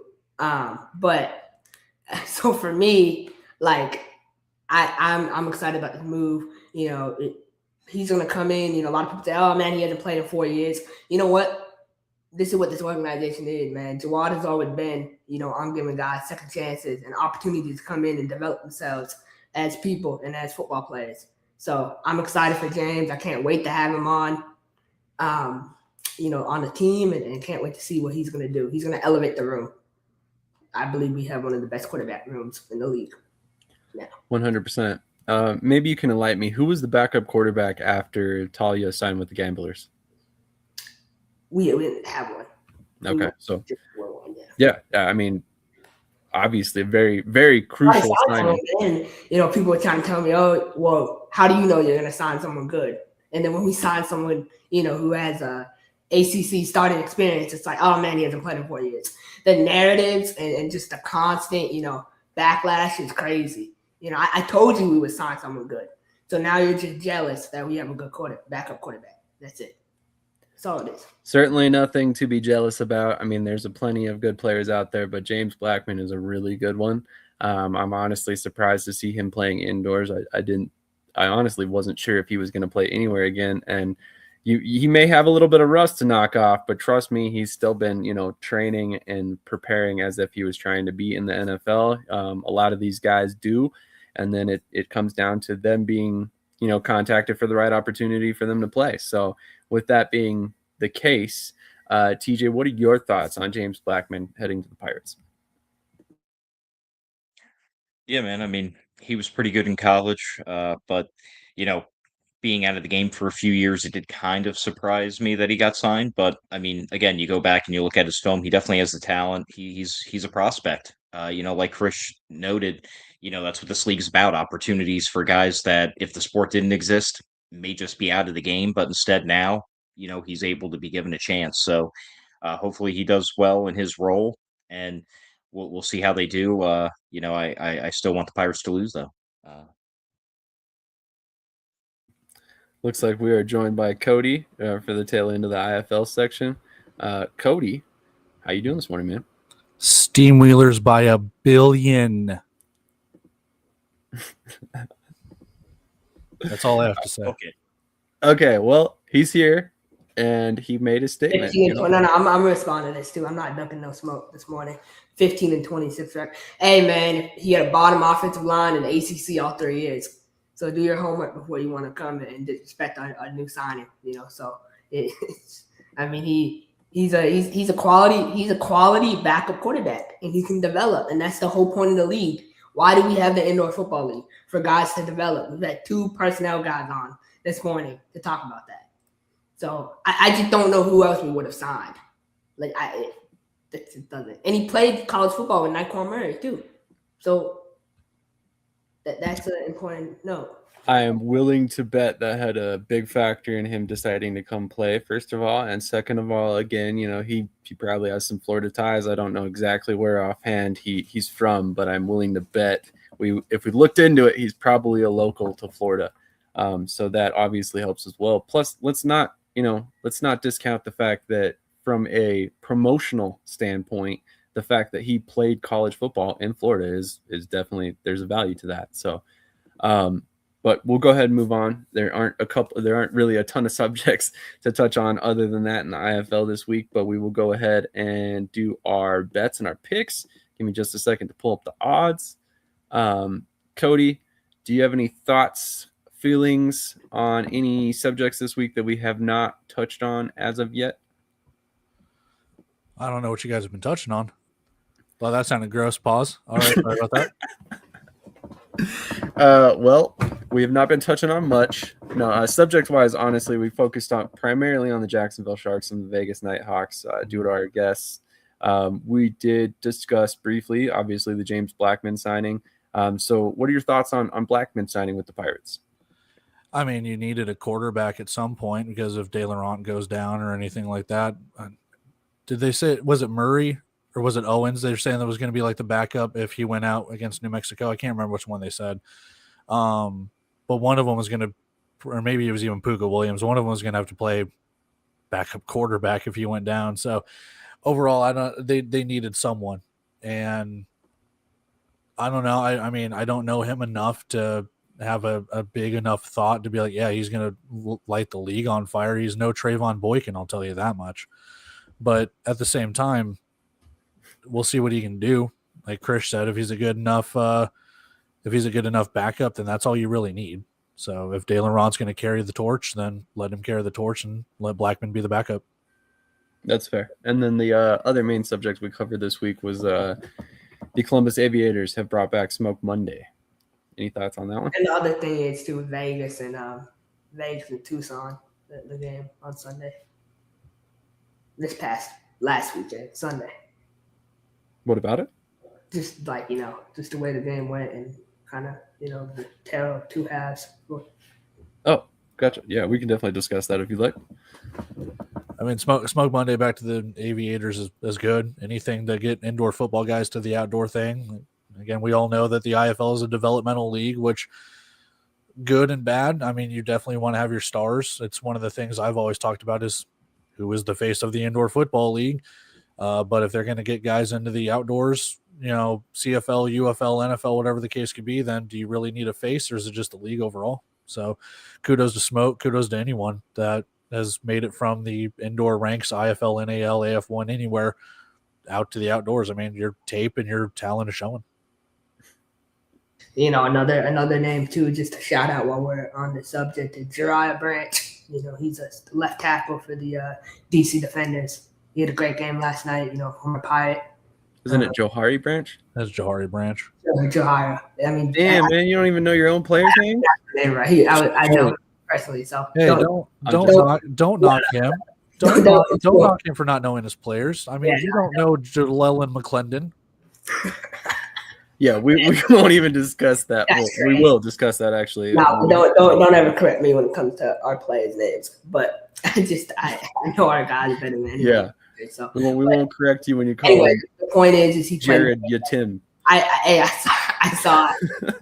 Come on, man. I saw him go 1-on-1. I believe he went on 1-on-1 with Adam Plant for a rep. So I saw how that went, and so I'm just gonna leave it at that. No, honestly, you pointed him out. Johari Branch was shouted out by the broadcast. Where did Adam Plant start his career too? I hear about Adam Plant. Where did he start? How did he get in the indoor football league? I don't know. Maybe he was on the 2023 Massachusetts Pirates team, but maybe. If he's like any sort of plant, if he's like any sort of plant, he was a seed in the ground, and then you had to water it and grow it. That's he was a junior, so he was probably a seed at some point. Yeah, no, 100%. He went to Coach Davis, he developed, and he moved up. Yeah. But it doesn't change the fact that he started his career in the indoor football league. So with the Pirates. So Oh, okay. I just had to get that little caveat in there, but no, 100%. Johari Branch played really well last night. In fact, like I was saying, he was called out by the defender, the broadcaster at the very end of the game because he got called for a hold that was honestly really ticky tack. Like his arm kind of slid down the defender's arm. While he was falling, it wasn't even intentional, but he got called for a hold. But other than that, played a really good game. He's been a hell of a player in the UFL for a couple years now, if I remember correctly. So moving on to the betting portion of the show, which I'm sure all of you degenerates at home are waiting for, to get your last second bets in for today's games. And as mentioned before, here are the 4 games for today. I'm going to go ahead and throw away this little banner for a little bit here. And then we will go ahead and swap some things over here. And then we'll pull up these. So the first game of the weekend, of course, is the New Mexico Chupacabras and the Tucson Sugar Skulls at the Tingley Coliseum. So with that in mind, we'll start with Cody. Cody, who do you have in this game, and what are you betting on in this one? Since it's pretty much a true pick'em, which, hey, shameless plug since Trey's in the chat, go check out Wager Wednesday with Sports Coast to Coast because Trey and I were on that. But I picked Tucson money line. I think their talent and depth is just a little bit deeper, and the rosters that I got only showed 22 players for New Mexico. So I don't know if they're filling out a full roster. It remains to be seen, but I'm worried with Wes Bowers being on short-term injured reserve, where that linebacker position is going to be. Tucson ran into a buzzsaw. They ran into a very pissed off Vegas team that lost to Green Bay. They had a bye week to lick their wounds. I can't necessarily fault Tucson. Now, New Mexico did play Orlando very close as well. They had a chance to send it to overtime, potentially win the game if the score bug was correct. So New Mexico in their own right is a pretty good team, but is it enough for Tucson? I don't know. It's a very close game. There's a reason it's a pick'em. I'm just going to Tucson. I think they're just a little bit more. I think they're a little bit more complete. Fair point. Off the wall says Cody's wordplay is out of control, and there's a reason why everybody on this show is on the show, and Cody definitely brings the wordplay. That's for sure. Krish, what is your thoughts on this game, and who are you picking, my friend? Yeah, I mean, I agree with Cody, and I see his point. I mean, Vegas, obviously, they were pissed off, but I think Vegas is just that much better than Tucson. I love Coach Kaiser. I love what he did for us, for 2 years. Obviously, what he did with the Beef, won a championship 13-0. But when you sit there and say we're going to dominate the league and win a championship this year, and you lose like that, it's kind of embarrassing. So I definitely think Coach Kaiser is feeling some type of way. I even saw the post-game handshake. He was clearly not happy with the results. But one thing about Tucson is the young quarterback who I pointed out in the offseason about 2 weeks ago, Jalen Ellis, from Tennessee State. He turned 24 years old just a couple days ago. And what I saw from him in his first start against a really quality, borderline dominant Vegas defense with someone who can navigate the game. And I feel like he's going to be really good in this league. I feel like he's going to be a all-rookie type quarterback in this league. And so I'm excited to see how he develops in Coach Fuller's offense. Coach Fuller runs a heavy pass offense. The only way Tucson's going to win this game, though, is they need to be able to establish a running game. I hope Ben McCoy's on here. He's been talking all this time. Brandon Mackey's going to dominate the IFL. Brandon Mackey this, Brandon Mackey that. Brandon Mackey was a ghost on Sunday. I haven't heard anything about Brandon Mackey. Same thing with Trey. Brandon Mackey's going to dominate. Brandon Mackey this. This is not flag football. This is the indoor football league. So there's levels again. But I think -3 rushing yards are not going to win you any game against any team in the league. Any. So they need to be able to establish a run game. I don't know if they go more heavy with Tyler King or what, but when my boy Tavion Thomas gets off short-term IR, I think that will help the running game, in my opinion. But Coach Fuller, he loves to pass the football. I think Tucson wins this game. I think they win this game by 4 points. Tyler King's not on the roster from what I saw. They only have Brandon Mackey at running back. Oh my God. They added Javian Lofton Wilson to the wide receiving room though. That's crazy. Okay. that cut Tyler King. Cody, just to double check, you did pick Tucson, right? I picked Tucson. Okay. The way Krish was talking, I second guessed what I wrote down because I was like, wait a minute. I thought Cody picked Tucson, but I don't know. Something about his comments there. TJ, what are your thoughts on this game, my friend? Well, on my phone, I have my 4-game parlay for the IFL that I put in last night. So my first pick is for New Mexico. I'm very high on them. I think both them and Tucson, they're both kind of at the same level right now. The only difference is, in my opinion, Tucson's still at that point where they can't really seem to get out of their way, while New Mexico, new team, they're kind of like, coming off the momentum of playing really well against the Pirates. So I think they're trending up as opposed to Tucson, who, is kind of just stuck in a rut. So I picked New Mexico, and, obviously it's a pick'em game, so it's going to be a close game, but I think they're going to get their first win this week. All right. TJ with a little bit of a surprise pick there, I suppose. I am also going to pick Tucson in this game. I like what New Mexico is doing. I think they came out a lot hotter than I expected last week. However, I do think that if I'm putting money on any game or any team right now in this game, it's got to be a James Fuller and Rayshon Kaiser led team, in my opinion. And that's no disrespect to Kyle Moore-Brown. It's just, from what I've seen, those are two very high-level coaches, and they're on the same staff together. You got basically your head coach of the offense, your head coach of the defense. I really think that's a really good setup there in Tucson, and I think they're going to find their stride and find some momentum here. But I just want to clarify what I meant no intended disrespect to Brandon Mackey. It's going to take him a long time. He's not facing a Tony O'Neill, weaker defense. He's facing a real defense, in the IFL. And so it's going to take him time to get to a high level. So that's it. Krish, sometimes I wonder if you can give a compliment without slighting somebody else in the meantime. I'm just saying, man, flag football and the indoor football league is two different things. So stop. There it is again, flag football. It's not flag football. They tackle each other. It's the New England mentality. They can't help it. There is the term mass hole for a reason. I'm just saying. But moving on to the second game of the week, Green Bay at Iowa. I think I have an idea which direction everybody's going on this one, but I'm going to pick Green Bay. TJ, I want you to go ahead and give us your pick on Green Bay, and then also do the Quad City game, and then we'll have everybody go through. Or sorry, just go ahead and run through the rest of your picks for the week. Well, for this game, I'm picking Iowa to lose. Green Bay, I mean, honestly, is just, that much better of a team. No disrespect to Iowa, but, this early in the season, you kind of have to also rely on, obviously, the teams are different, but how have the teams been, specifically going into this season? And just, Green Bay, I mean, they were in the chip last year, and Iowa was not even close to that. So I had to go Green Bay on that one. I did go money line, though, because 12.5 points, that's a pretty big spread, especially in a league with deuces and rouges and everything else. You never know, especially with that 0.5 hook. So I just picked money line, but I do think Green Bay wins. Quad City and Orlando.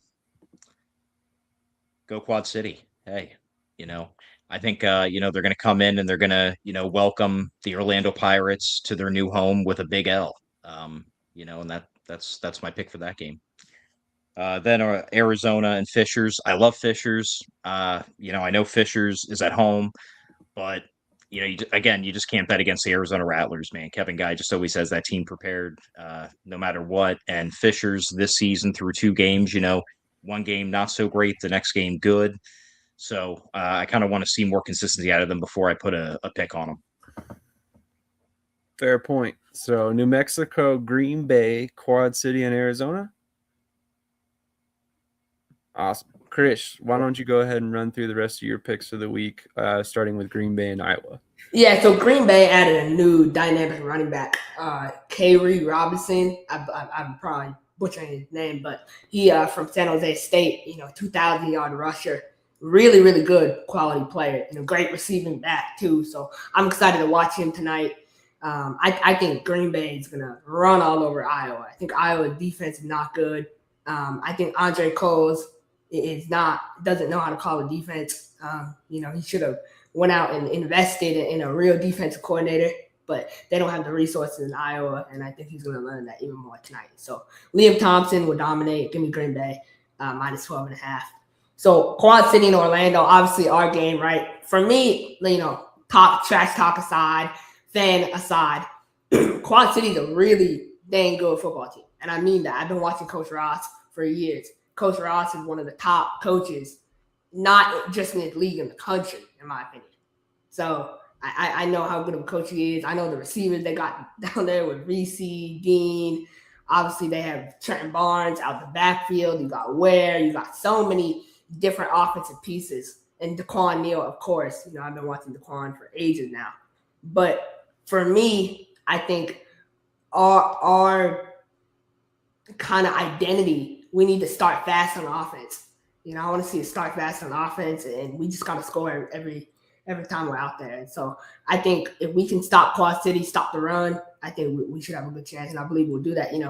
Game one in Orlando, a market that was brought back by Jawad and Mr. Hassan, and I think that it's just going to show their commitment to championship caliber football, and I think that's going to start with a win over Quad City. So give me Orlando by 3 points. But Quad City can win, man. Honestly, I'm not dissing them. I really think if they play a better game, our DBs need to step up. If our DBs play like we did against New Mexico, we're in for a long day. I'm not delusional, but I know we're winning this game. There's no way we'll lose this week. So I believe that. What about Arizona and Fishers? Arizona minus 2.5. Fisher doesn't have the depth on the D line. I like Arizona minus 2.5. Okay, so got Tucson, Green Bay, Quad City, and Arizona. Got it. And Orlando. I'm just kidding. Although I did accidentally write down Quad City. That was kind of funny. Cody, go ahead and run through the rest of your picks for us, beginning with Iowa and Green Bay. All right, so the bet that I'm placing for Iowa Green Bay is the under. I think that it's going to be garbage time touchdowns for Iowa. You can get close to that, but at the same time, Green Bay is going to run away with it. I think the last time these two teams played, it was 52-35. That's right there at that number. So I don't expect anything different from that. I think there's going to be roughly 52 to 56 points for Green Bay. If they're going to run the ball, we'll see what they do with their running backs. We'll see what they do with Liam Thompson and how they kind of just go from there. Iowa, they have a chance to kind of show out, but they have to run the ball, and they only have one running back. I don't have any trust or faith or anything in Harrison Robideau as of right now. We've only seen him for one game, but he was underthrowing quite a bit against Quad City, and he got intercepted 3 times. Quad City is not the best defense. Green Bay, they can eat you alive. So I got Green Bay in that one. I got the under 88.5. Fair point. Quad City by 1.5 billion points. But in all honesty, to remove the bias cap and everything like that too, Orlando has the opportunity with what they have in their wide receiving core and what they have at their running back position to really kind of make the defense of Quad City back on their heels. I'm taking the over 79.5 on this one because I think it's going to be a shootout. I think both defenses so far leave a lot to be desired. We know that Quad City's defense can be suspect at times, and the same with Orlando. Orlando gave up 38 points, a potential for more, and they scored 41, but some of that was the kick return touchdown from Dante Wright. So can the offense get going for Orlando? I think so. Can the offense get going for Quad City? Sure. Over 79.5. I think points can go. I think both teams can score 40 in this one. It could come down to the wire, 45, 42, something like that. I mean, it could be close. You're dealing with that. Finally, Arizona and Fishers. You worry about the hangover. Arizona, with what they dealt with San Diego and trying to blow their load with the controversy. They wanted to lay the wood, and they did. But is that enough to be like, we're going to keep this ball rolling? Or now that they're traveling on the road, can Fishers catch them? Is it going to be a hangover game? I'm not sure. Fishers has looked pretty good. Yes, the game against Green Bay left a little bit to be desired. They looked good against Quad City. You don't bet against Kevin Guy on a revenge tour. Minus 148 for Arizona on the money line.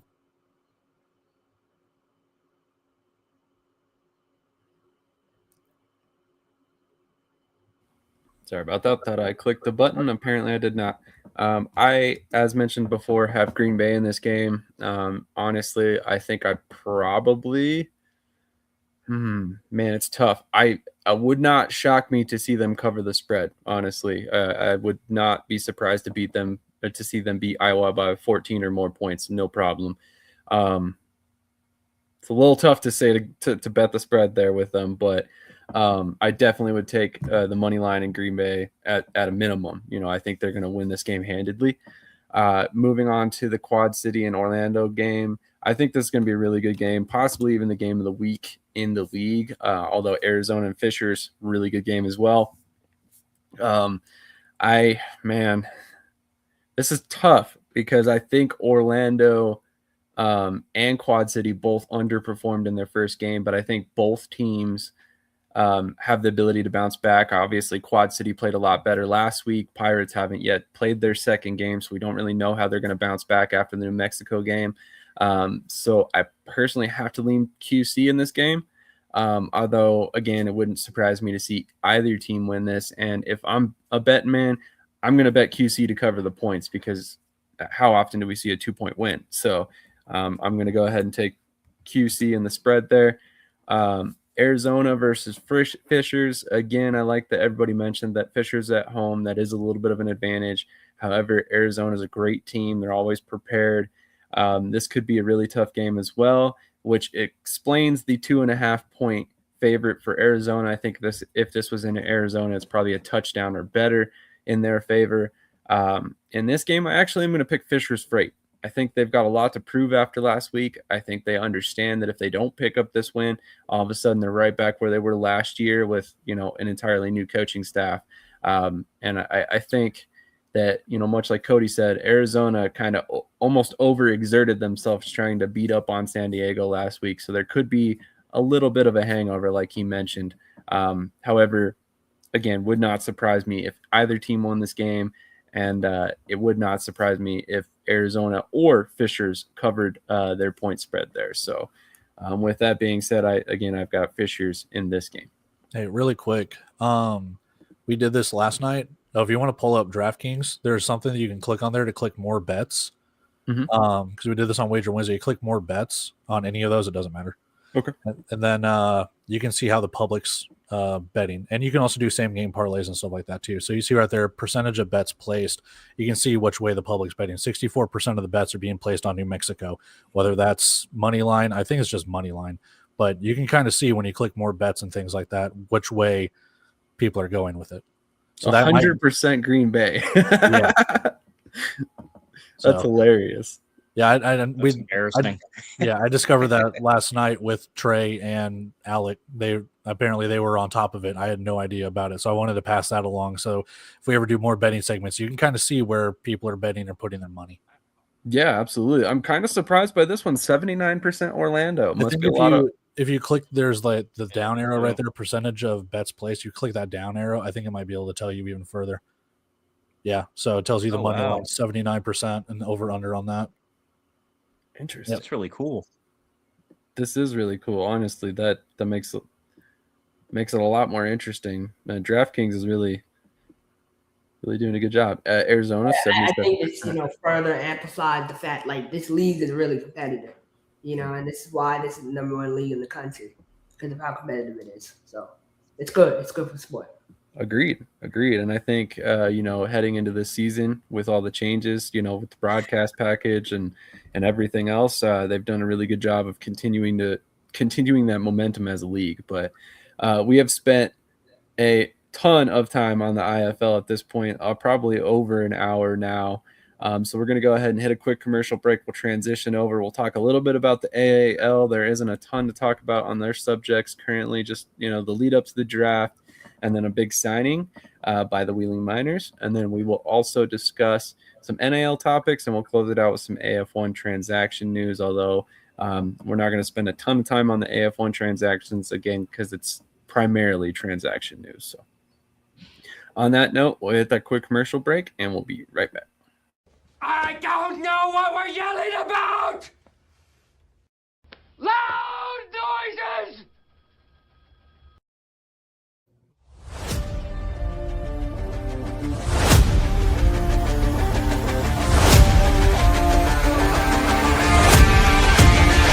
Grant Russell into the end zone, touchdown! Russell has to step up in the pocket, has some room in front of him, gets that three-step drop, here comes the pressure, passes complete to Flowers, back to pass, pressure coming, has somebody in the end zone, touchdown! Russell, pressure's coming, Russell able to escape, still on his feet, and will be brought down at the looking, has plenty of time, has Flores at the 15, he's at the 10, and Russell has it on the outside, like I said, he ain't taking a slide, Russell steps up, let's go, Robinson makes the circus catch, going to be a low snap, here comes the pressure, and the pass is going to be complete, and making the catch of Grant Russell. Russell, back to pass, looking, he has Robinson makes the catch, and will be brought down on the play by Isaiah Hall.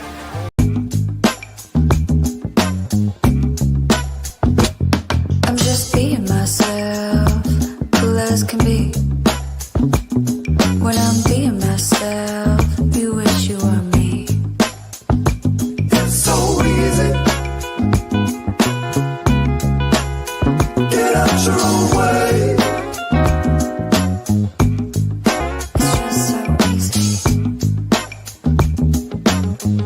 How many times a week?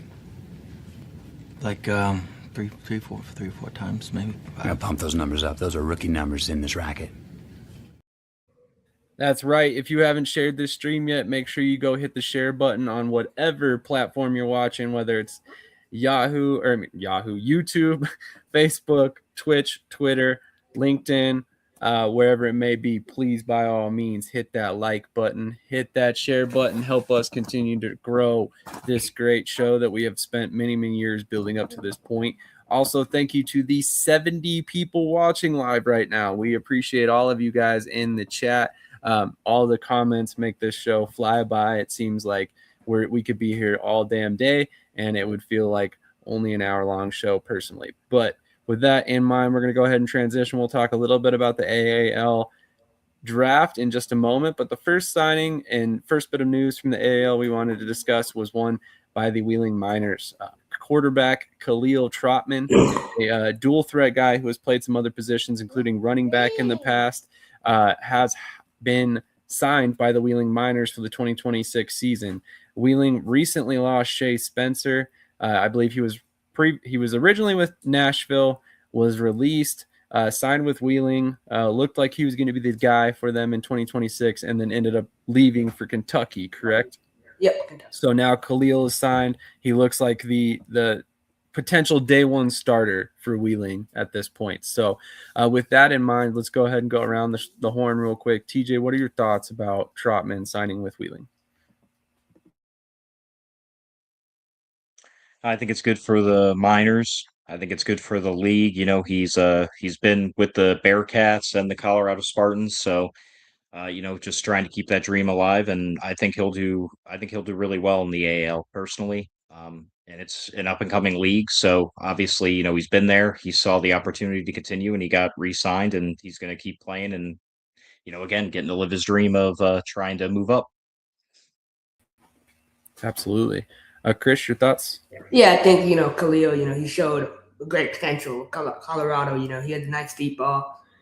He just needs to work on those intermediate routes and throws. And I think this is a great opportunity for him to get the extra development under Coach McKinney down in Wheeling.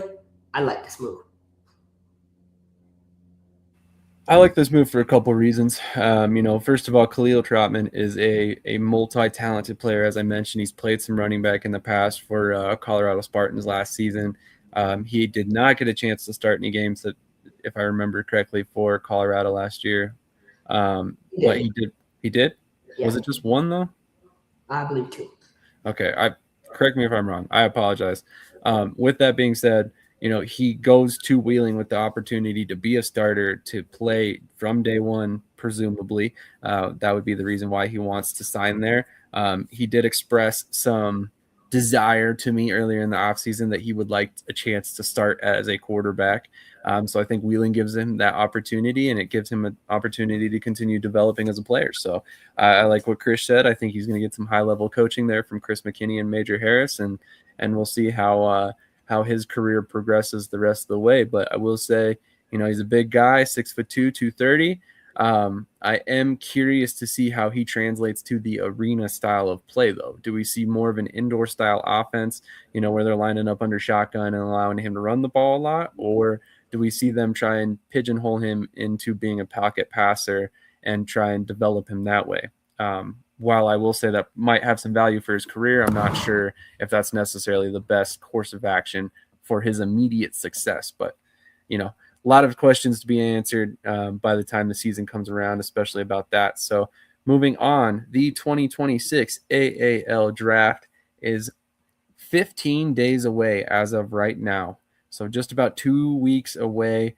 We will be covering the draft here on this channel, so we are trying to shout it out a little bit. But we finally have permission to discuss some of the players that are in the draft class. And with that being said, I wanted to kind of pose some names to you, guys, and see what your thoughts are. But before we get into that, TJ, how excited are you getting to the point at this point, given that we're only 2 weeks away? Yeah, I didn't really notice that until I think it was, I'm pretty sure it was you that shared it yesterday on Facebook about how soon it was, right around the corner. Maybe the AL did. And I was like, oh, wow, it still feels like a month away until right now.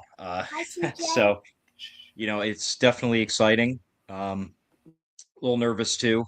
If anyone wants to meet me in PA and fly with me, I've never flown alone before, but hey, for the love of the game, right?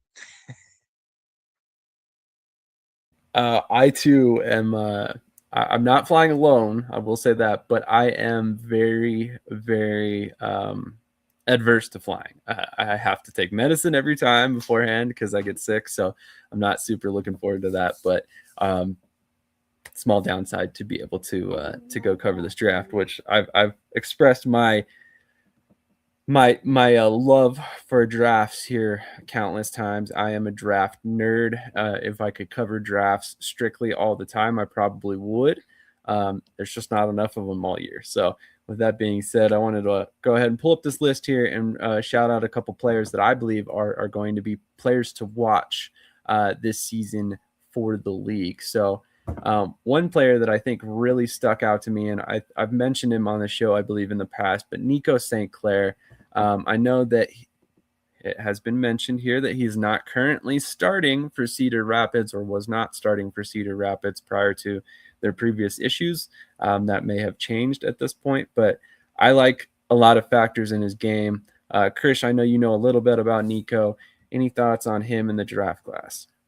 Yeah, he was over in Brazil for a little bit. Obviously, like you mentioned, spent time in Cedar Rapids. For me, I think it's kind of what scheme, fits his game the best. For me, he's more of a safety, down low safety type guy. So I would like to see him in Wheeling or Mississippi. Would be my two teams. Fair point. TJ, any thoughts on Nico St. Clair? Yeah, he's really good in the secondary. I kind of have to agree with Krish. I could see Mississippi signing him in the draft personally. They're looking to lock and reload coming off a championship in the AL2 last year, now moving up to the AL. So I could see them getting him for some depth and possibly even starting depending on, how camp goes. Mm-hmm. Another player that's a couple of players that I'll throw out there for you guys: Demetrius Davis and Devin Davis. These guys have been playing for quite a while. At this point, I think they both played for Rapid City a couple years ago. Demetrius, I believe, played for Georgia Indians last season. They're veteran players. They're in their late 30s. I'm not gonna, sugarcoat their age by any stretch. They are definitely towards the tail end of their careers. However, again, they have professional level experience. They are both coming out of the AAL2 and will be playing for their Carolina Predators to start the AAL2 season this year. The Predators actually lead the draft with the most players signed up for the 2026 draft process, and they have quite a few promising young players as well in this draft process. One more guy that I wanted to highlight, or a couple guys actually, Cedric Cachetta, a running back with the Peach State Cats. Krish, do you know anything about Cachetta? I believe it's one of the younger guys they got coming up. So, he might be a good fit for a more of a run-heavy team. Yeah, definitely. I like a lot of what he brings to the field. Speedy guy, a little bit of a dual threat, can catch the ball out of the backfield. Wouldn't surprise me to see him stay in Columbus, perhaps, or stay in Georgia after the draft. But TJ, any thoughts on him? No, just, like Chris said, he's a young guy, up and comer. Fair enough. And then one last player I wanted to throw out there, Cam Kendall, a defensive back with the Tri-City River Gators. I believe he's 28. He's an interesting player because he's played quarterback, he's played defensive back, he's played jack linebacker. He can play a little bit of wide receiver. Krish, any thoughts on him? Yeah, I don't want to speak for how they operate in Columbus, but from what I know from the past, they don't usually play guys at two positions. So they're more of a one-position type team, which I think is honestly the best way to go. I think versatility is important to it an extent. So maybe Jersey or I think Jersey would be a good fit for him. Fair point. TJ, any thoughts on that one? Yeah, obviously you want guys in key that can one position guys, the old Iron Man styles, phasing out. But in terms of depth, it's always good to have a guy who's a Swiss Army knife who can play multiple positions, whether it's for relief or for an in-game injury. You can have a guy step in where otherwise you wouldn't have, or you would have legitimately had to have somebody in, for instance, where your roster isn't that where you either have had maybe multiple injuries in that game or your roster just doesn't have that depth. You have to basically insert one guy from a different position just to literally be a body there so you can keep playing. So to have somebody who can play multiple positions at a decent to good level, that could be really good for depth and almost used as that utility kind of player if need be. Agreed. And I'll throw this out there as well. When Kendall has lined up at quarterback in the past, he has primarily been a runner. So he could potentially even add some value as a running back as well to some teams. And like I said, position versatility is important. I know they have a kind of, a flawed sense of just some teams have a flawed sense of what positional versatility means. Like Southwest Kansas, right? They think every guy who can play another position is amazing, right? So some teams are like Southwest Kansas with a flawed perspective on that. But there's teams like Columbus and teams out there that understand what that is. So just hope, these teams can do their research and make sure the guys can really play that position at an average to good level. So check the record. He went an hour and 57 minutes before talking smack on Southwest Kansas. That might be a record. Well, let's back up. He talked some smack on the group chat yesterday night. But so I think he just started earlier, if anything. So, man, I still remember Brackett filling in as a kicker in Worcester, and he did good. So there you go. There are situations where guys have to step up, and I think that obviously you never want to necessarily plan for a guy to play both ways. All right, but having that positional versatility, obviously, like TJ said, if you need a body to get through a game. It makes a lot of sense to have a player that can play multiple positions, especially when you consider that, again, the AAL teams have roster exemptions for 2 players they draft. So if you can carry 27 players because you have 2 drafted players and one of those guys is Cam Kendall and he can play 4 different positions and you're allowed to keep him active every week, that's a hell of a value in return for that draft. Yeah, you're an example I like to use often. Your prized Honey. Jairus Grissom. Oh my God, he's going to be amazing. He can play quarterback, running back, receiver, and I just see him do well at quarterback. So, Feel free to do some research on his statistics. It's okay. I'll wait. But on that note, we're going to go ahead and hit a quick commercial break. Real short one this time. And then we will be right back with some NAL topics. I'm a little disappointed that we can't have Cody here because he just attended a game in Dodge City, Kansas with the Southwest Kansas Storm. He put out a video about it on his channel In the Alley. Make sure to go check that out. However, he had to take off because he is headed to the game in Iowa. So if you were going to the Iowa game tonight, take a look, keep an eye out for Cody. Make sure you go say hi. And if you haven't done so already, subscribe to In the Alley on YouTube. But on that note, quick commercial break. We'll be right back. Omaha Beef Football, Prime Dancers, Rump Roasters, Slaughterhouse, are you ready? DJ next one. You ready? 3, 2, 1, go! Welcome to the Orange Kingdom. Yeah. Orange Kingdom. Welcome to the Orange Kingdom. Yeah. Orange Kingdom. Welcome to the Slaughterhouse where we run it. Yeah, we really want it. Beef Nation, got 'em shaking, got a ring and we flown it. Prime Dancers be on it. I bet the competition's no opposition. We come to take and we done it. Ricky is the chief saying, let's go beef. Welcome to the Orange Kingdom. Yeah. Orange Kingdom. Welcome to the Orange Kingdom. Yeah. Orange Kingdom. Welcome to the Slaughterhouse. Orange and Black about to win this. Defense stays on attack. You on our hit list. Spiking, blocking, and dumping, jumping out the gymnasium. You want to see the best? Meet us at the Beef Stadium. Yeah. Orange Kingdom. Welcome to the Orange Kingdom. Let's go, Beef. Orange Kingdom. Slaughterhouse.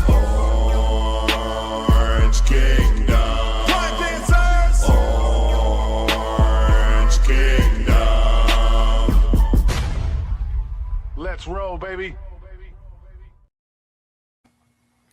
All right, we are back to discuss some NAL topics at hand, which there's a lot to talk about.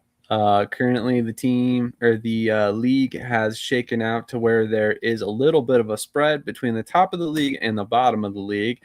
And to everybody's surprise, currently Omaha sits 0-3. There was also a big injury in the Colorado Spartans game, which could potentially affect the fates of the Spartans long term. And then also, as mentioned before, Pueblo remains undefeated at 4-0 already this season. So with that being in the case, let's go ahead and discuss the biggest topic out of this weekend, in my personal opinion, which would be the Paxton Lynch injury. If in case you guys missed it, right before first half or the end of the first half, Paxton Lynch got sacked, ended up getting hurt on the play. I believe he sustained a knee injury, and as of right now, the jury is out on if he'll be able to play the rest of the season, how severe the injury is, et cetera, et cetera. As of right now, he has not been placed on injured reserve. However, the Spartans did go out and make a move. They brought in Javin Kilgo, who previously played for the Salina Liberty last year. Had some good games, had some bad games, but he fits what Fred Shaw likes to do on offense. A little bit of mobility, more of a pocket passer. And then last week, they finished out the game with Alexis Rosario, a wide receiver who has played running back and as well in the past. Alexis actually accounted for 4 total touchdowns, 1 on the ground, 2 through the air, and then 1 reception touchdown before Lynch exited the game. Had a really good game considering he's never played quarterback before. And actually, Fred Shaw even expressed some confidence in him if he needed to start this game. So with all of that laid out to you guys, what are your thoughts on the fact that Paxton Lynch may or may not be missing some substantial time for the Spartans? We'll go to Krish first. How does that affect your projections of the Spartans? Yeah, obviously disappointing. I was really excited to watch Paxton Lynch. My boy developed throughout the season, man. It sucks to see him get hurt. It's really bad for the league. I believe he's one of the faces of this league, in my opinion. I paid $30 for the NAL Network to watch one 22-minute episode of him. So, of course, I'm disappointed that he got hurt.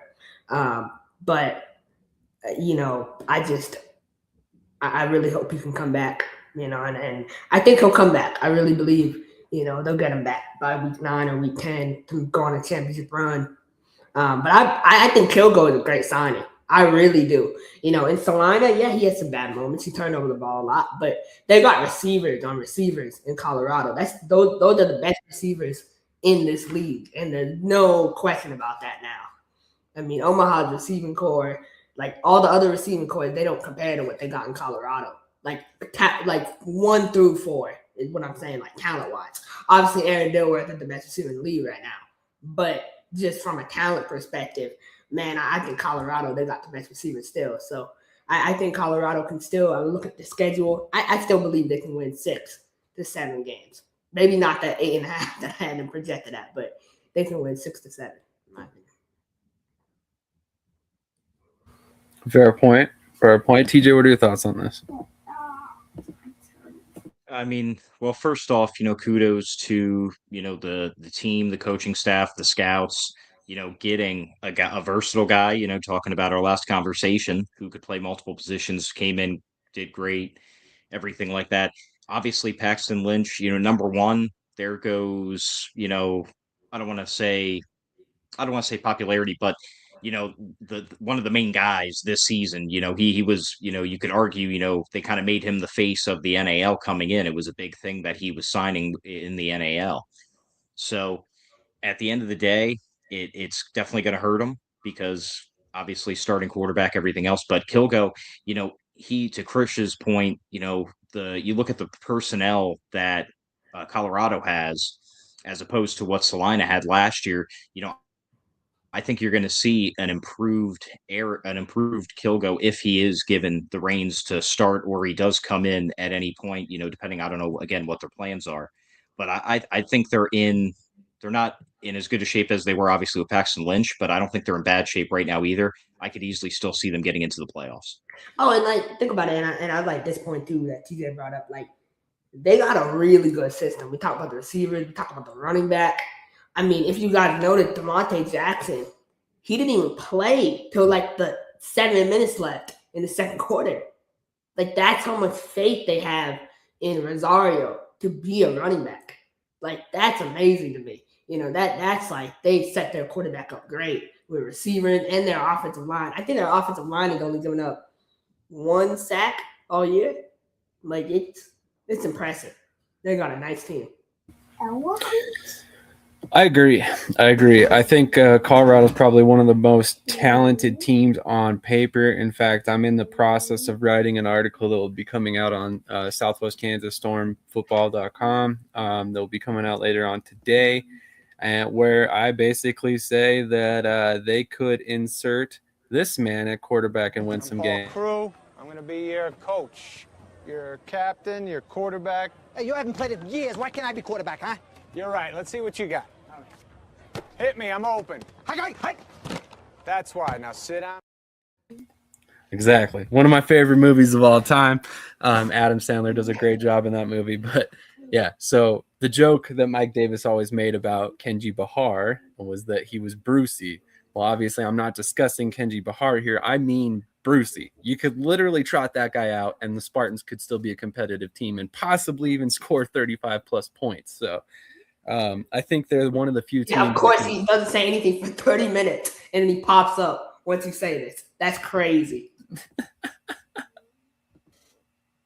I love it. You could tell he's paying attention. As soon as he heard that quote, he was like, oh, I know what I need to say.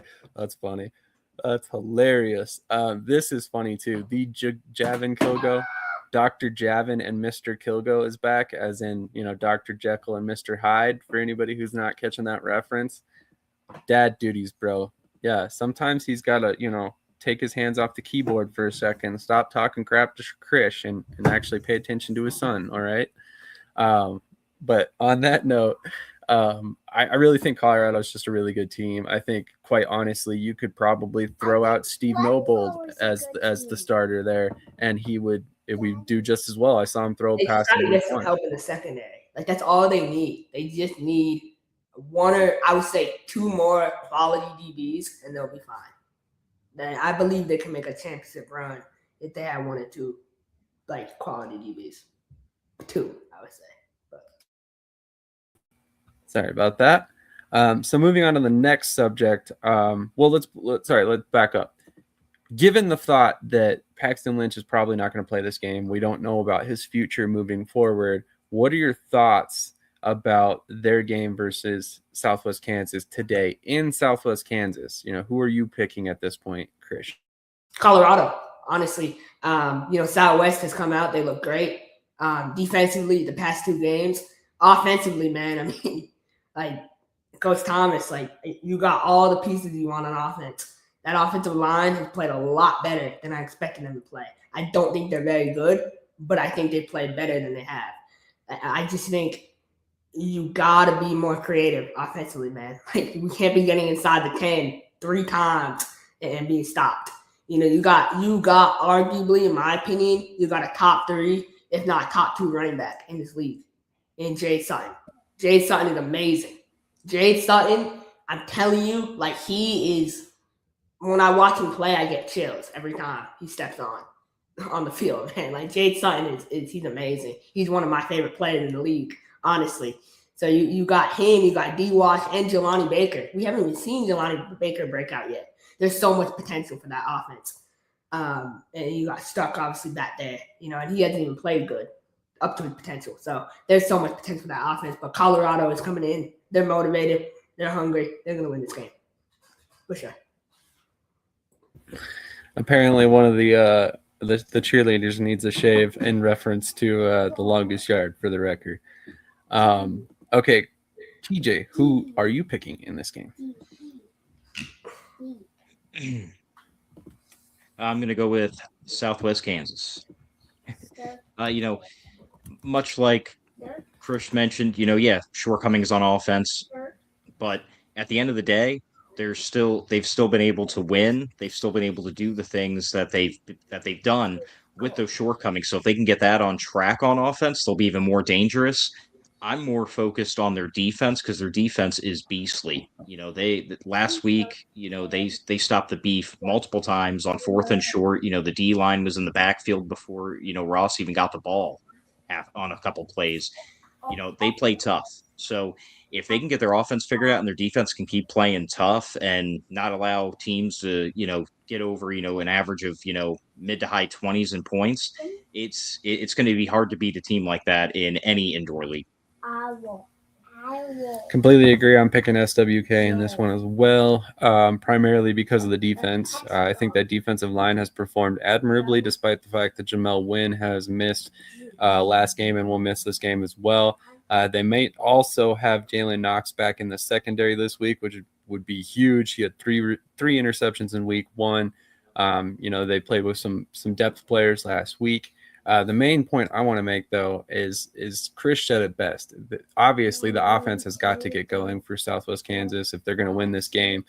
Colorado so far have scored 42 or more points, regardless of who played quarterback or was throwing the ball for them in 3 games. So with that being said, Southwest Kansas has not scored over 40 points this season yet.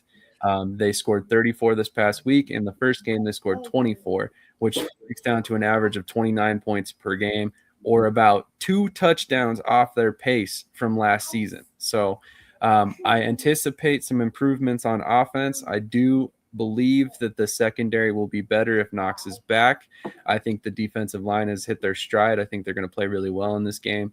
But more importantly, the big weakness that I see for Colorado is that they underinvested in their secondary and that they have some holes there. So they can be had, and we could see an explosion in the passing game by Struck and these receivers this week. But I want to make one point. Kilgo has experience with Coach Shaw. He played with Coach Shaw in San Antonio in 2022. So he has that, that idea of what the system is like. So I think that's going to really help Colorado out a lot. It's not a new quarterback coming in and learning a new system. So I would agree. And let's not also discount the fact that he played Southwest Kansas 3 times last year and had a lot of success. A lot of success. He was 38 of 68 for 495 yards, 10 touchdowns to 1 interception, and had a 7-touchdown game with 300-plus passing yards. So if anybody is counting out Colorado in this game, you aren't doing your research and you're not paying attention, because this is going to be a good game, and they are 100% still contenders regardless of who starts at quarterback in this one. So I think this is going to be a really, really good game. And here are some comments. If the Southwest Kansas Colorado game stays under 50 in the points total, Southwest Kansas wins. Southwest Kansas won't beat the Spartans in a shootout. I wouldn't go as far as saying that, but do you all see any upside for any of the NAL's bottom 3, not Omaha, Amarillo, Louisiana, or Dallas? So we'll go ahead and pose that question next. I mean, do you guys see any upside for any of the bottom 3 teams, Amarillo, Louisiana, or Dallas? I mean, not really. Louisiana showed something last week. Yeah, I mean, Amarillo. They got the win. They added. Hold on. Okay. They added,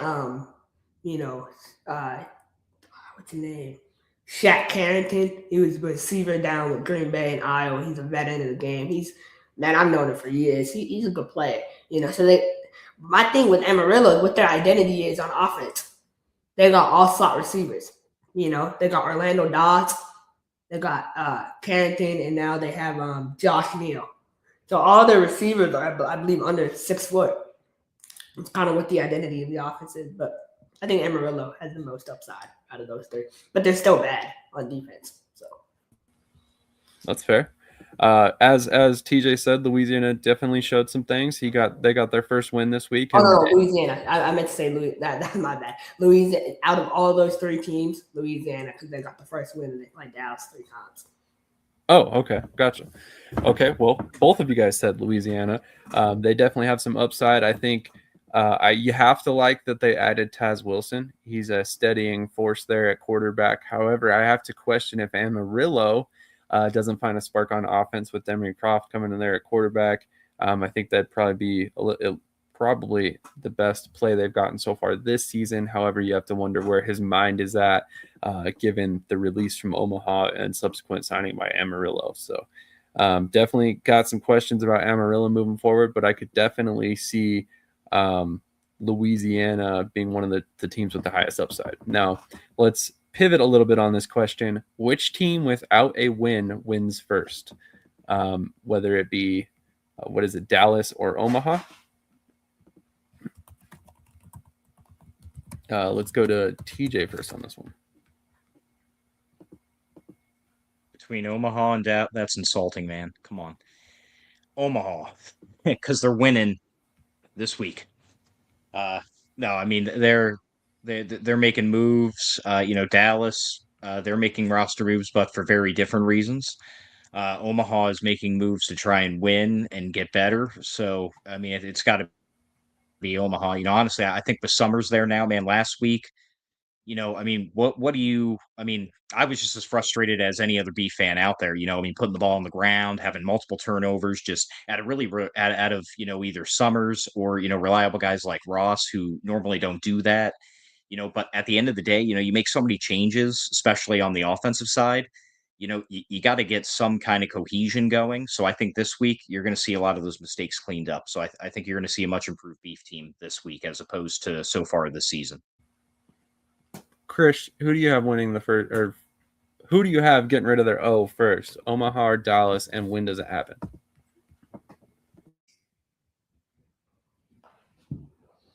So I might as well give my pick for Omaha Sioux City, and then that will answer the question. It's been a rough season for Omaha, man. This is not the team I expected to come out of here. But they're gonna come out and they're gonna compete tonight, but it won't be enough. Sioux City wants to beat them. This is Sioux City's best chance to beat Omaha in the last 3 years, and Sioux City will win this football game tonight, and they'll win by 5 points. So, and I think Dallas has a better chance to erase that first. Wow. When Krish jumps off a bandwagon, he jumps all the way off. I'm not jumping off. I'm just saying what reality is. You know, I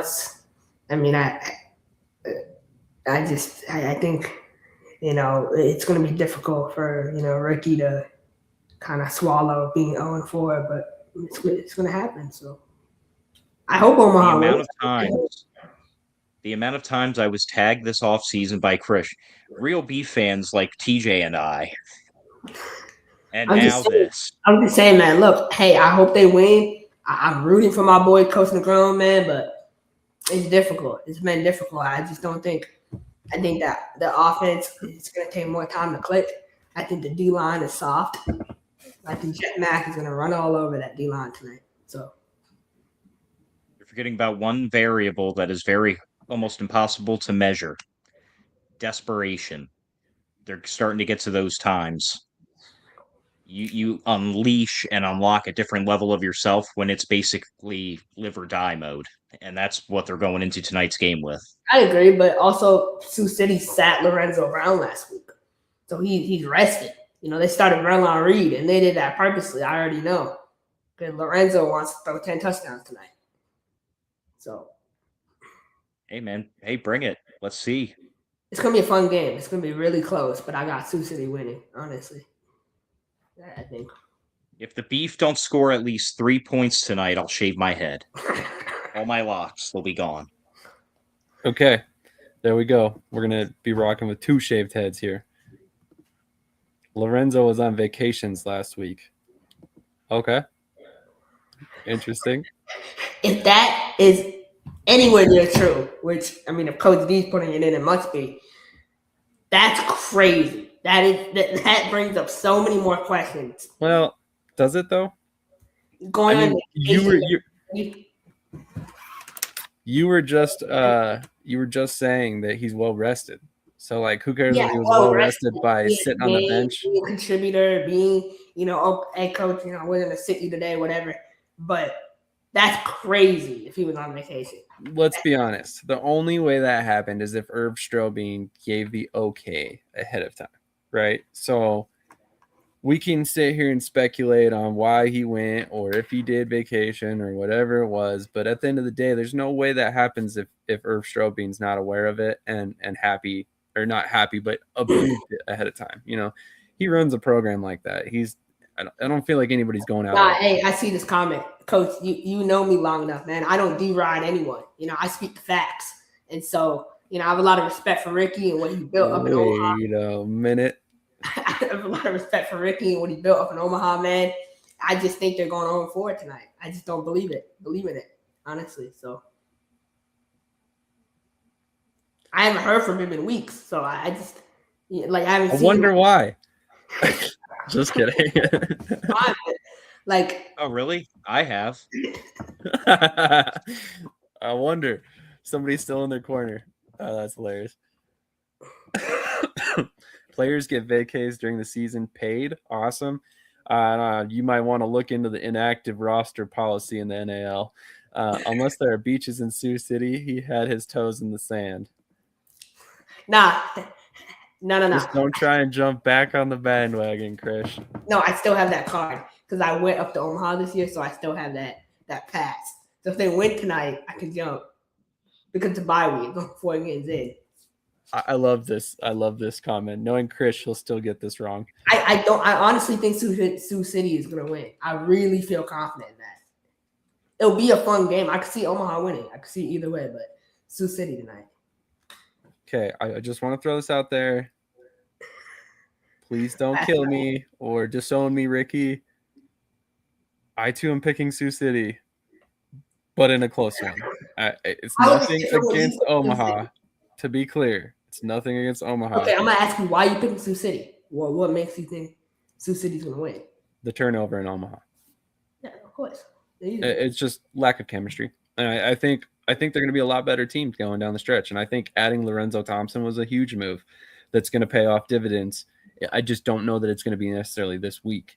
Now, if I have faith in any coaching staff in any league to turn it around, it's Coach Negron and it's also CJ, our guy. So, do I think that they're happy with their current situation? Hell no, I don't. Do I think they're all feeling the pressure? Absolutely they are. And at the end of the day, I mean, do I think they're going to do everything they can in their power to win? 100% I do. Also, we need to talk about Omaha's lack of depth on the offensive line. Honestly, though, Reggie Patrick is out this game, so they're starting Travis Anderson. Travis Anderson is making his first start for Omaha this season. And Junebug, he's still there. But, I mean, another thing, too, is like Jonas Coleman.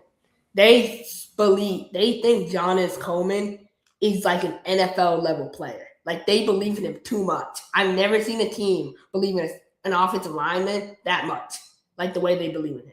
They need to be real and realistically evaluate his play during the bye week because it's not been there. And if he plays like he's played the past couple of weeks, I mean, Dejon Emery's going to have like 10 sacks tonight. So it's going to be a long day. Krish, my question to you on that fact is even if they evaluate the play and determine it's not good enough, who do they go to? Don't they only have 3 healthy offensive linemen on the roster right now? Saying, like, right now you have to start him, but in the bye week you can make changes and you can find other offensive linemen. That's what a bye week is for. So, I'm saying. All right. Fred Elliott is still on the beef bandwagon. He says, I have the beef to beat Sioux City in a very close battle. No way Negron loses 4 in a row. I hope I'm wrong, to be completely honest. Obviously, everybody who's watching the show knows that we have an affinity for Coach Negron and, of course, our guy CJ, who's the offensive coordinator there, as well as many players and Ricky on the roster. So, I mean, with that being said, I mean, this is just a strict football pick. No bias involved. With that being said, if there was bias involved, we would all be picking Omaha. But with that being said, we're evaluating football, so it's no slight to anybody involved, and I hope nobody's taking it personally. But there definitely currently needs to be some things fixed in Omaha, and I'm sure they'll get it on track. I have zero doubt in my mind. Sioux City defense plays so fast. When I watched them play against Pueblo, they play fast, and I just don't think Omaha is ready to go against the defense that plays fast right now. That is fair. That is fair. With that being said, we're going to move on. In fact, let me pull up the National Arena League schedule because I do not have the rest of the games in front of me right at this moment.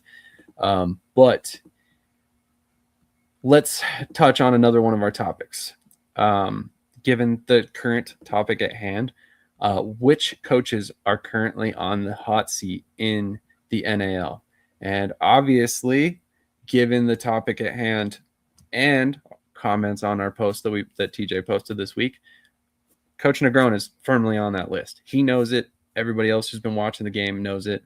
We all know the standard is the standard in Omaha, and they want to compete for championships every year. So with that being said, who else is on the hot seat? Obviously, we know Coach Negron is. Krish, who else do you have on that list? Yeah, I mean, I think Coach, he said it himself in the comments, so it's not anything. I mean, he knows what it is. But like I said, I mean, the offense needs to step up, but so does the defense. I mean, we can't sit here and say Adam Loftus this, Adam Loftus that. I mean, Adam Loftus deserves some blame too, so I want to see that. I would think everybody involved would take their fair share of the blame. I mean, it's a football team like that. It's team sport. So I mean, one guy I think is on the hot seat is the special teams coordinator, Brandon Stewart. I mean, all them steroids are not doing you anything for special teams. I mean, I'm telling you, their return game is awful. Like, I cannot believe it. This dude needs to get in the box and coach. I don't care what you did as a player. So he's on the hot seat. Brandon Stewart, special teams coach. That's who I want to see, get some more blame for what's going on in Omaha. Because I know Chase. I know how good of a kicker he is. He's the best kicker in the league. But he needed a coach that can really coach him up. So that's just not being done right now. But for me, I think the other coach would be Jermaine Blakely in Amarillo. I think he's on the hot seat, even though he hasn't coached the game yet. He still built the team. Not good, not meeting standards. So him for sure. Okay. TJ, any thoughts on other coaches on the hot seat?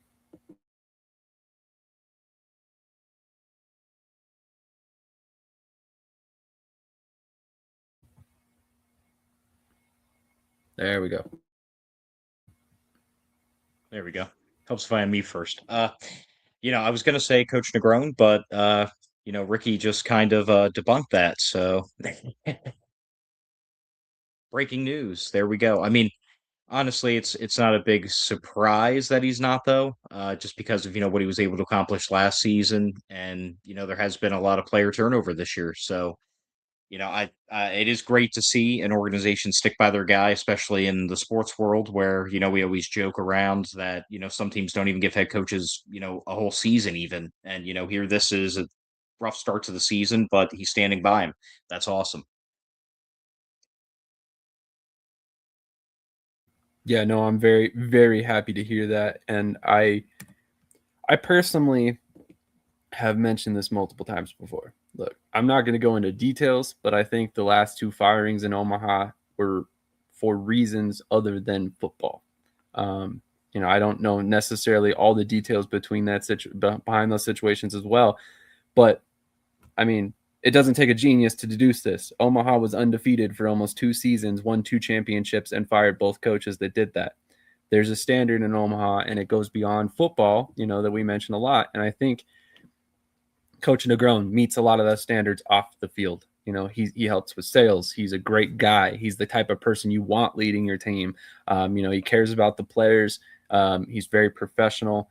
So as far as that goes, I mean, I think that reiterating your belief in Coach Negron is a smart move. And I'm very, very happy to hear that he's probably not going anywhere anytime soon, because I think it would be a mistake if you did let him go. I think the standard, it's across. Like we said, it falls on the head coach, he's the offensive coordinator, he takes responsibility. But like I said, special teams coordinator, he needs to take responsibility. Adam Loftus needs to take responsibility. Jordan Martinez needs to take responsibility. It's on everybody. It's on the whole staff.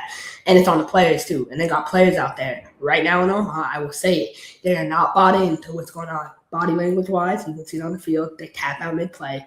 It's bad. They need to go in this bye week. They need to limp into the bye week, and they need to do a total evaluation on the program and where it's at and make wholesale changes with the roster. That's what I want to see. They have certain pieces. Daquan Dudley's a piece. I think Summers is a piece. I think they can move forward with Summers. They have pieces on the offensive line. They have 1 or 2 defensive linemen they can keep, like Jay Sean Washington. Trey W. Giles in the secondary, but they got to make some changes other places. They need to make those changes fast. Coach Negron getting too deep in the Omaha gangs. He is forgetting how to coach. Shake my head. It's a joke, people. It's a joke. This is Cody. It's a joke, okay?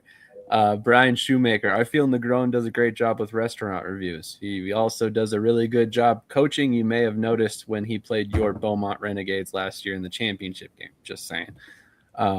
Like they say, when you're at the top, there's only one way to go. And this is a comment that I really am glad that Brian threw out there. People want to sit here and crap on the beef the second they lose games, but why do we do that? Well, that's because they're the dynasty of arena football, specifically in the National Arena League or in previously the Champions Indoor Football League.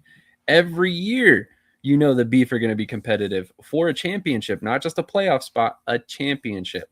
So with that being said, when you are consistently looked at to be every year a contender and a championship contender, of course, fans are going to jump off the bandwagon the second they start losing because they expect the wins. So I think in this particular case, we're all sleeping on Omaha a little bit, which is fair. They haven't showed their full potential yet. But at the same time, I think they'll get it turned around. So there's a reason Ricky brought Negron in. He's more than just a coach. He's a leader of men, 100%. Speak for yourself. I'm bought fully into the process. We will be fine. Derek, I don't believe he was referring to you specifically. I was not referring to you. And one thing about Derek Curtis, man, he's the ultimate teammate. And I saw him at the game. I see him in the community. Like, he hasn't played a snap this year, and he's still bought into what they're doing. So I have a lot of respect for him and how he goes about business. That being said, he's on the sideline. He watches the games, and so he should also see what I'm seeing, that there's certain guys that tap out mid-play. That's just a reality. That's a fact. So. Well, I think that's a reoccurring fact. You don't cut some of the guys that they've cut recently if there isn't some lack of buy-in there. They recognize it too. It's not. I'm not saying they don't recognize it, but there's gonna be changes. That's it. It's football. Yeah, absolutely. So this is true too. If the losses keep piling up, he will need to go. What's that number is the question. 100%. Omaha has been the Patriots. Now with Brady, Tommy is gone. Things aren't the same. You know, there may be some similarities there. I did not consider that, Brian, but that actually makes some sense. That's an interesting point that you bring up. Tommy definitely was kind of their version of Brady in Omaha, and perhaps that is the big change that has kind of thrown everything off kilter for them. But we're going to get back to the game picks. We've spent quite a bit of time on this game in particular. So with that being said, Pueblo Punishers at Salina Liberty tonight at 6:30 p.m. Central Time. TJ, who do you have in this game? Oh man, that's a tough one. You know what, man? I'm gonna keep riding the Punishers, man. The Punishers train, man. Until they lose, I mean, hey, show me otherwise. They figured out a way to win. They're just a really fun expansion team to watch. So I'll pick them probably in a tight one, and what I'd assume maybe probably a little bit of an upset. But yeah, I'll go with Pueblo. To be fair, yes, Ricky, you did win championships with other quarterbacks, but just saying. Tommy's a special guy, and I think you would agree with that. But Krish, what are your thoughts on this game? Arena, man. Like I said it before, I'll say it again. Tommy was that team, man. Like, come on. Okay, who's your pick in this game? Pueblo. Salina versus Pueblo. Pueblo. I mean, I've been kind of, against Pueblo all year, but I mean, Solo and them are 4-0, so gotta give them credit where credit's due. This is a revenge game for Aaron Dilworth. I know he's excited to get after it. So yeah, man, I like Pueblo to win this game. It's gonna be close though. It's gonna be a fun game. Is this in reference to Tommy? Yeah, of course. Okay, I wasn't sure if he was talking about Tommy or possibly Derek. I was a little confused there. So this was then, this is now, right? And it's tough to transition, from a legend at quarterback. It doesn't matter what level you're at. Tommy's a legend. I'm not saying that the beef won't get it figured out. I'm not saying that they don't have potentially even the right people in place. James Summers himself is quite the legend, just in another city. With that being said, I think they can definitely find some success with him as well. But I'm picking Pueblo. You guys already knew I was going to rock with my home team. I do think Salina is going to be a really tough challenge for them, and it could very well be their first loss this game, considering they are in Salina. Coach O is not a Hall of Famer by mistake. He is one of the best coaches, if not the best coach in the National Arena League, and I mean no disrespect to anybody else in the league. His resume speaks for itself. So with that being said, I'm picking Pueblo primarily because of my bias.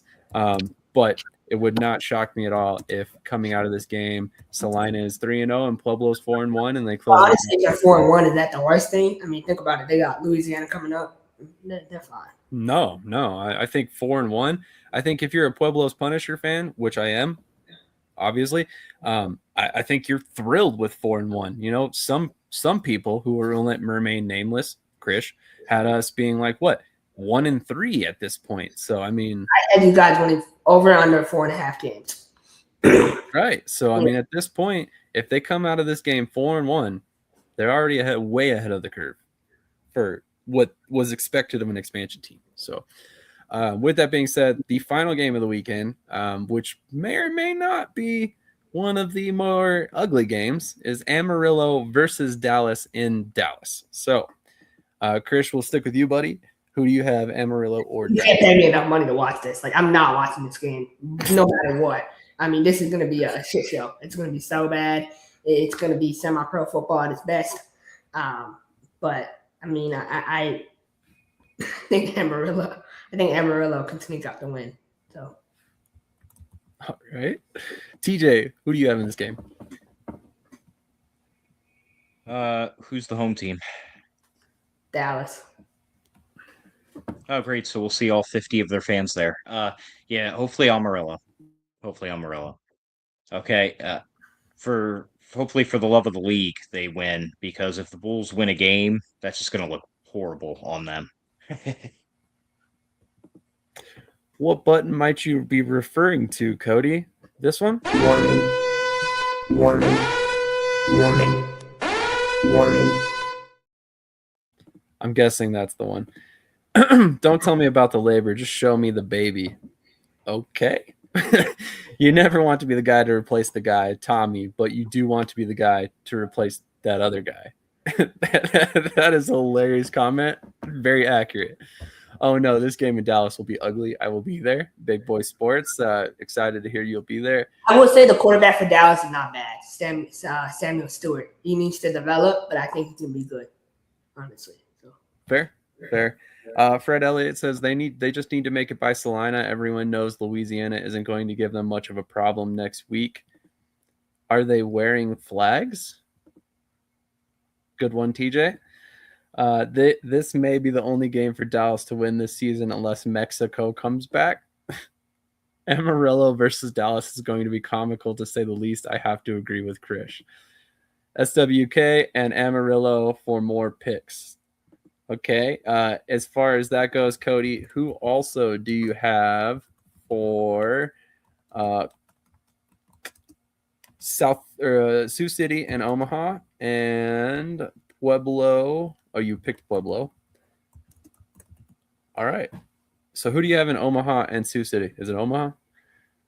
With that being said, I think we can go ahead and transition out of the NAL topics for the day, other than this one, which we have some answers to this question already. But which team do you guys have losing first that are currently undefeated? So, Krish, I believe that your answer would likely be, I guess it would technically be Southwest Kansas, right? Because their game kicks off earlier. Yeah, Southwest Kansas.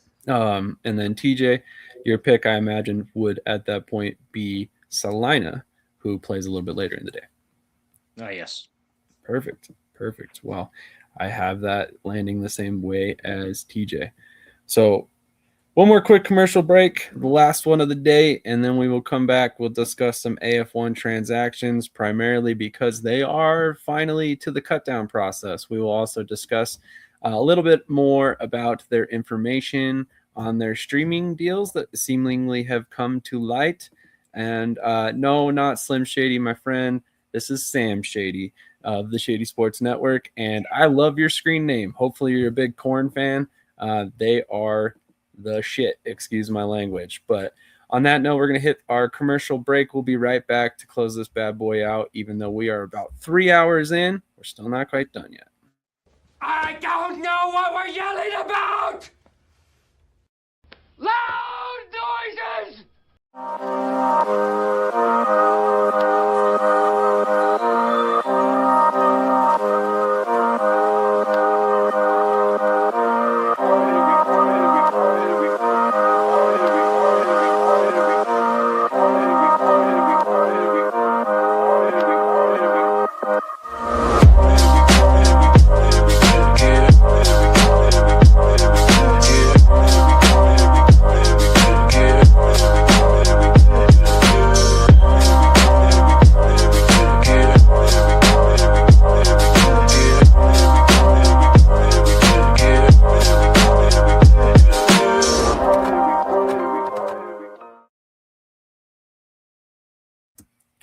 Cody picked Omaha for his other pick, in case anybody was curious. So with that all being said, we will discuss the AF1 transactions over the past couple days. As I mentioned a moment ago, they are currently working their way through final cuts for all of these teams. So we will start seeing a lot of releases by each and every team. In fact, Michigan, I think, just made all their final cuts literally yesterday, as they had a handful of releases. But here is the transactions from April 1st, just a couple small ones here. Luke Bailey released by Kentucky. This is actually a pretty big move in my opinion.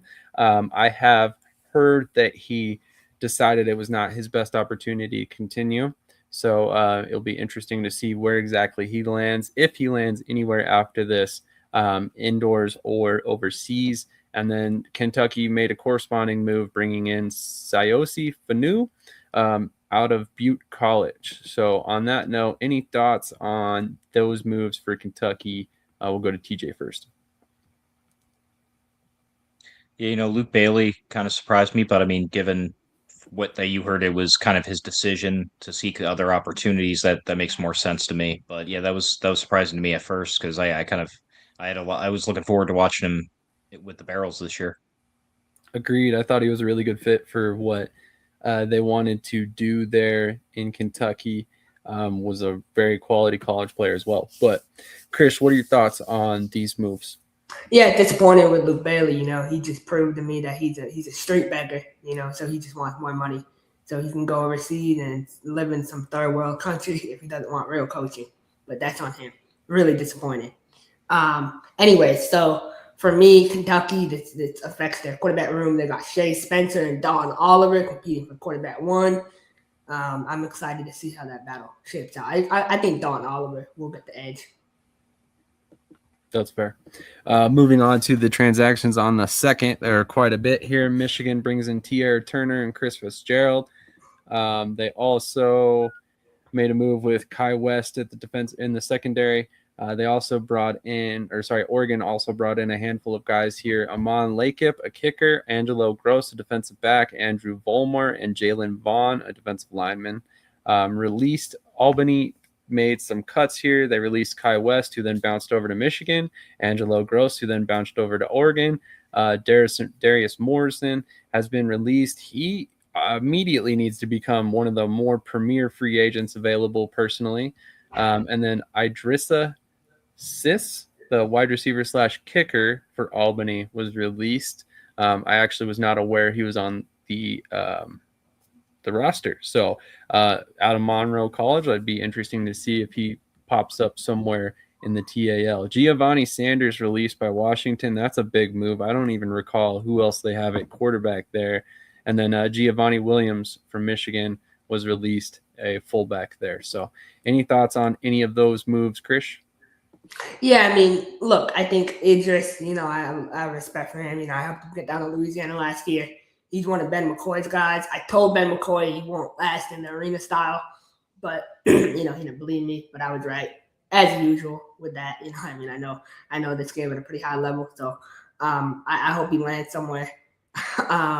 Ben McCoy has been awfully quiet. I haven't heard a word from him in the chat since an hour ago, so I hope he's still watching. Demo, man, that's my boy. Really, really sad to get him released. I thought Demo was going to light it up for Albany this year. I wonder what he needs to land somewhere quick. Maybe an NAL team might be a good fit. I would like to, honestly, what would be a good situation for him in the NAL is, what was I thinking?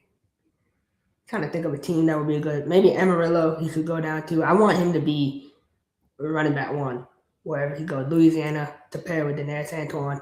There's a lot of different scenarios for him to go. I think he could go in the AF1 too. So maybe waiting for that. Angelo Gross. I know Angelo played at Michigan State with Iowa last year. Nice guy.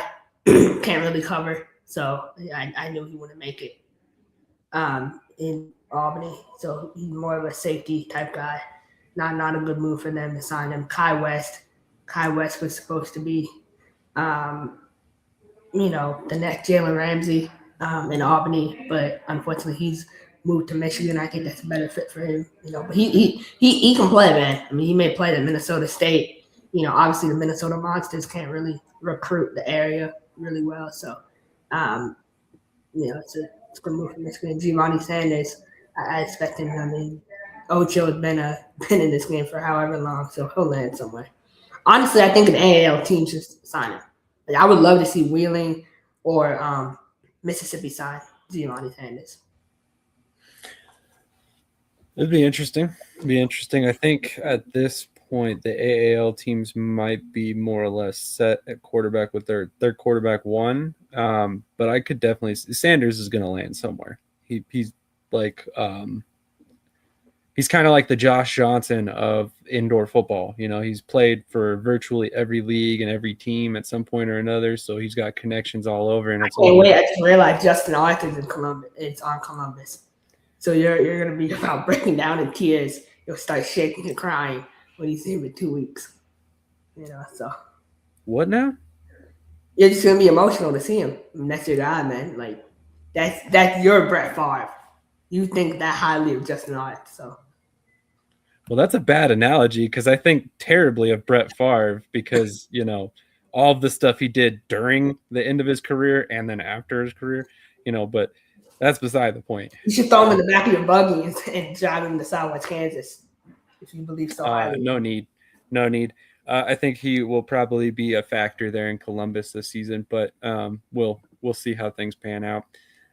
Moving over to the final little transactions here for the week from yesterday. We're looking at a couple moves here, some of which are very interesting to see happen here. So first of all, Kyle Lester was released by Michigan. Kyle Lester has been playing all season in Pueblo.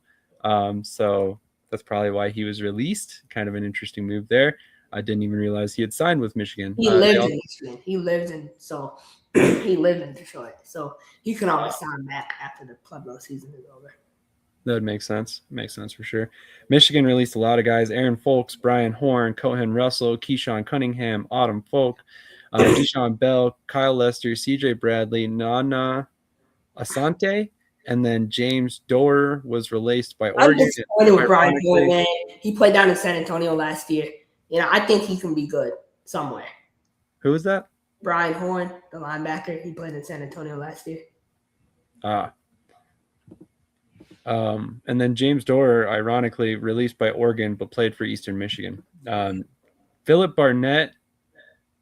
Why is he listed as a wide receiver / kicker? When has Barnett ever kicked? I think they meant kick returner. I think they forgot. Okay, gotcha. I was like, what?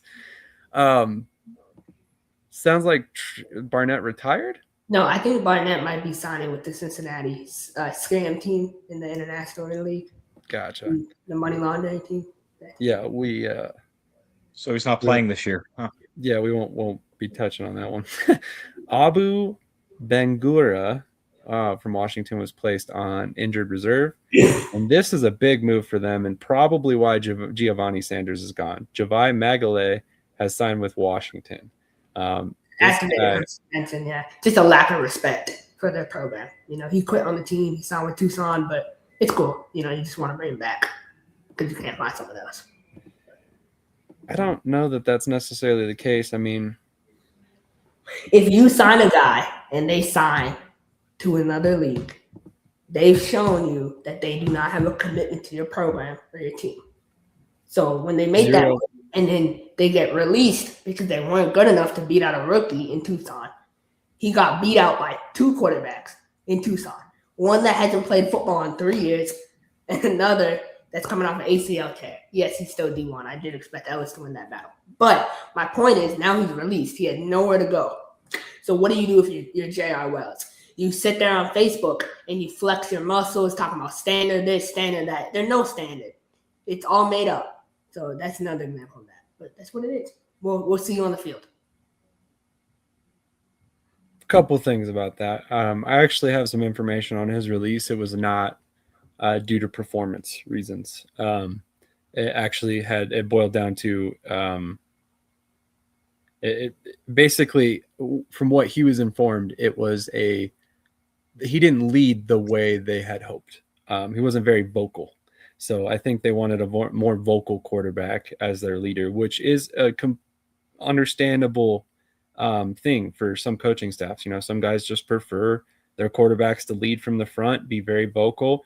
Other teams can, get by with a guy who's not necessarily the most vocal leader on the field. That's no slight to Magale. Like I said, he's a good player. I think that, if it was purely based on talent alone, he'd probably still be in Tucson. But I also think Washington at the same time has to realize an opportunity in this situation and bring in the best possible players they can get at the position. And again, no disrespect to Giovanni Sanders, but I think at this point in his career, Magalhae is a much better option as a quarterback one. I don't disagree with what you said, Krish. He did show that he does not necessarily have a commitment to the program. But I do also think that he is going to understand at this point that it is very likely that this is his best chance to start right now and in the future. So he's going to have to jump in, embrace that opportunity, and take the chance at hand to prove that he can be a better player and maybe generate some better interest for 2027. So he's a guy to watch. I think he actually provides a better presence at quarterback there for Washington and actually makes them a little bit more competitive in my mind. I personally would have probably kept Giovanni if I could have as the quarterback too, because he can play some other positions as well. But that's personally just my thought. But on that note, is there any other AF1 topics other than the supposed announcement that they will be on? Is it My Team? I can't remember what it's called. There's a streaming program out there right now that has been rumored to be the other streaming platform for the AF1. Let me pull up the graphic. I know I have it saved here. They also have announced that they will go back to Vice for part of their broadcast package. So what are you guys' thoughts on that? And the other platform's name is Home Team Live. So what are your guys' thoughts on that broadcast package for the AF1 in 2026? Let's go to TJ first. I think Vice, it was a pretty good, stream last year or, broadcast last year. It's awesome that they're coming back to a technical cable channel, not just relying solely on stream like the other leagues are. So that's, again, just talking about the popularity of the sport, them, able to come back to Vice after last year. Again, it shows consistency and it shows that, people watched, or else Vice wouldn't want them back, right? Then also, a streaming partner, kind of what they did last year. Obviously, Evergreen now shut down, so they had to find another streaming-based partner, and they've been able to do that now since before the regular season starts. So I like the fact that they've essentially, that they re-upped with Vice, and then they also were able to get another streaming partner, keep up with the other leagues, because now suddenly, it was just a few years ago that every league was on basically YouTube. There were no packages or anything. Now all of a sudden, it's everywhere. So it's really awesome to see, just as a sport as a whole. But it's really good to see those deals made by the AF1 to stay on the broadcast side and also streaming side. Agree. Arena Football History says Home Team Network. Sorry, I was referring to the actual address. It's app.hometeamlive.com, at least for the link that I have seen. He says, Brian says hometown. It says home team on my end, so maybe it's both. I'm not sure. Vice TV is great. It's easy channel to access. Most providers have it. I don't know much about this Home Team Network either, so I don't know if it's free. I don't know a bunch about it, so I'll have to do some more research on that for you guys in addition, or in preparation for next week, which, again, I will be coming at you from New York, most likely, so from a hotel room, so that should be a lot of fun. I have some random IFL transaction news for the end, though. So okay. Concerning that the streaming deal still hasn't been officially announced and we're a week out of the season, AF1 continuing to be terrible in communication. This is a great point. Like, how concerned should we be that they have not officially announced Home Team Live or Home Team Network? This is just, people digging and finding them on the platform. Let's go to Krish.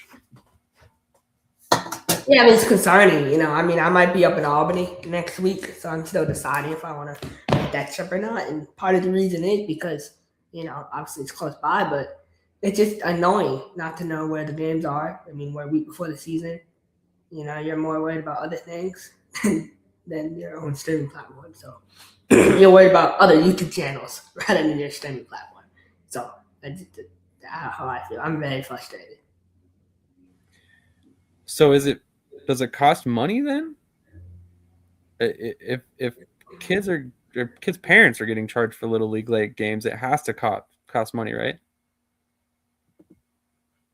Let us know your thoughts in the chat. Home team seems like a good choice, better than Evergreen. The fact that I can watch my Valley Cats in the Frontier League with my Firebirds is awesome. AF1 is plastered on the home team website. Yes, it is, but it has not been announced by the league, which is a communication issue from the league as we are addressing here. So I will add, I think some leagues are pay to watch.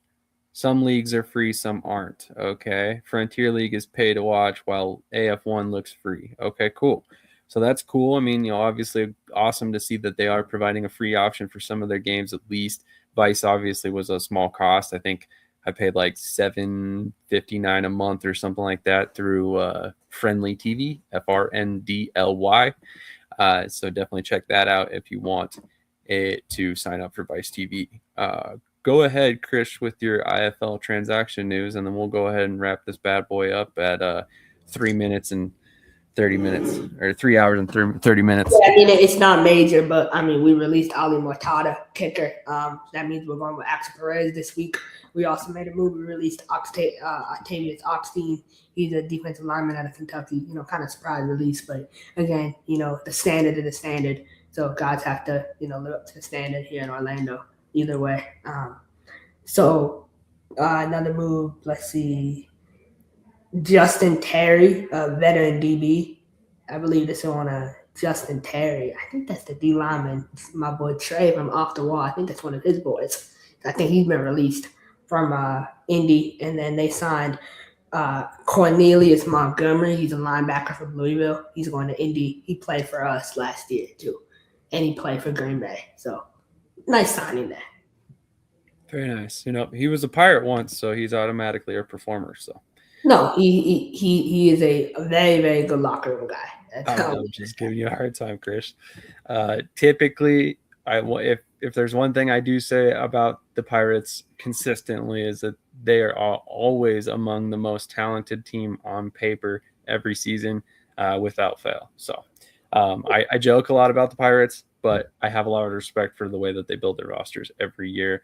They're always a competitive team in terms of talent. So developed by the Pirates, in the alley says, please remember to hit the like button. Of course, Krish needs to come out with a Pirates coaches show. The Birmingham Stallions and Tennessee Titans don't even get this in-depth of coverage. Yeah, they fixed the time on home team. I think they're doing both. Interesting. Okay. I would be interested to see how that affects the viewership on Vice if they're streaming on a free platform in addition to it. But I'm sure the league is more concerned about getting viewers to the games, not necessarily viewers to Vice specifically. But any other thoughts, feelings, topics, anything you guys want to cover before we get out of here? It is just a good show. Excited for the opportunity. Against Quad City this week. It's always good to have your team playing, and I know my team. Again, I say this always, but no matter the location, I'm just thankful to have a team to cheer for. So that's the biggest thing, right? Like we should all support our teams, no matter where they play. Be a fan, be passionate, be as passionate as me, because I believe that is what kind of helps elevate the sport as a whole. So it's all about the fans. But I'm excited for the A1. It starts next week. It's a lot of competition there, one man. Hey, I see my guy Brian in here. Beaumont, they have a hell of a team, a hell of a defense. I'll talk about it next week, but Beaumont is going to absolutely kill Oceanside. It's going to be so bad. I cannot wait. But yeah, it's going to be great. It's going to be a fun night of indoor football. So agreed. Great show today. Thanks, C-Dog. We appreciate that. I got some surprises up my sleeve. We got some good guests coming on next week, so just stay tuned. You have more guests scheduled for next week? I got some surprises, so you'll see. Okay.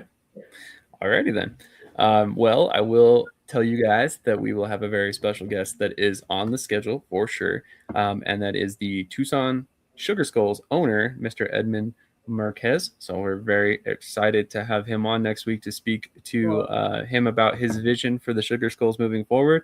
As we all know, him too is he grew up in New Mexico. So he gets to go back there tonight and play them. So we get to talk to him after they get the win down there. I did not know that. Krish with the knowledge. Love it. Dropping a little nugget here. Don't worry. That's coming out Monday, man. I'm glad you reminded me. I got a whole bunch of AF1 stuff coming out. Oh, God.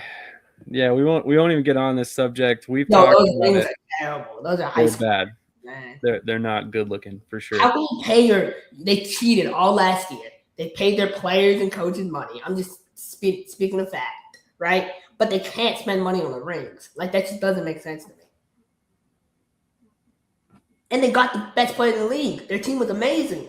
You know, I love when teams spend. You know, a lot of people criticize teams that, you know, invest in their organization, but it's a good thing, man. It shows ownership is committed. Some people won't ever understand that. They'll just continue to be jealous, but it just has to be across the board. I wonder who we're talking about when you say that. It certainly isn't me. I have never said anything about the Pirates spending money. No, just kidding. TJ, any final thoughts for today? Hey, man, it's going to be a good game, or a lot of good games on today and tonight. Beef, mark my words, they're winning tonight. I certainly hope so, for sure.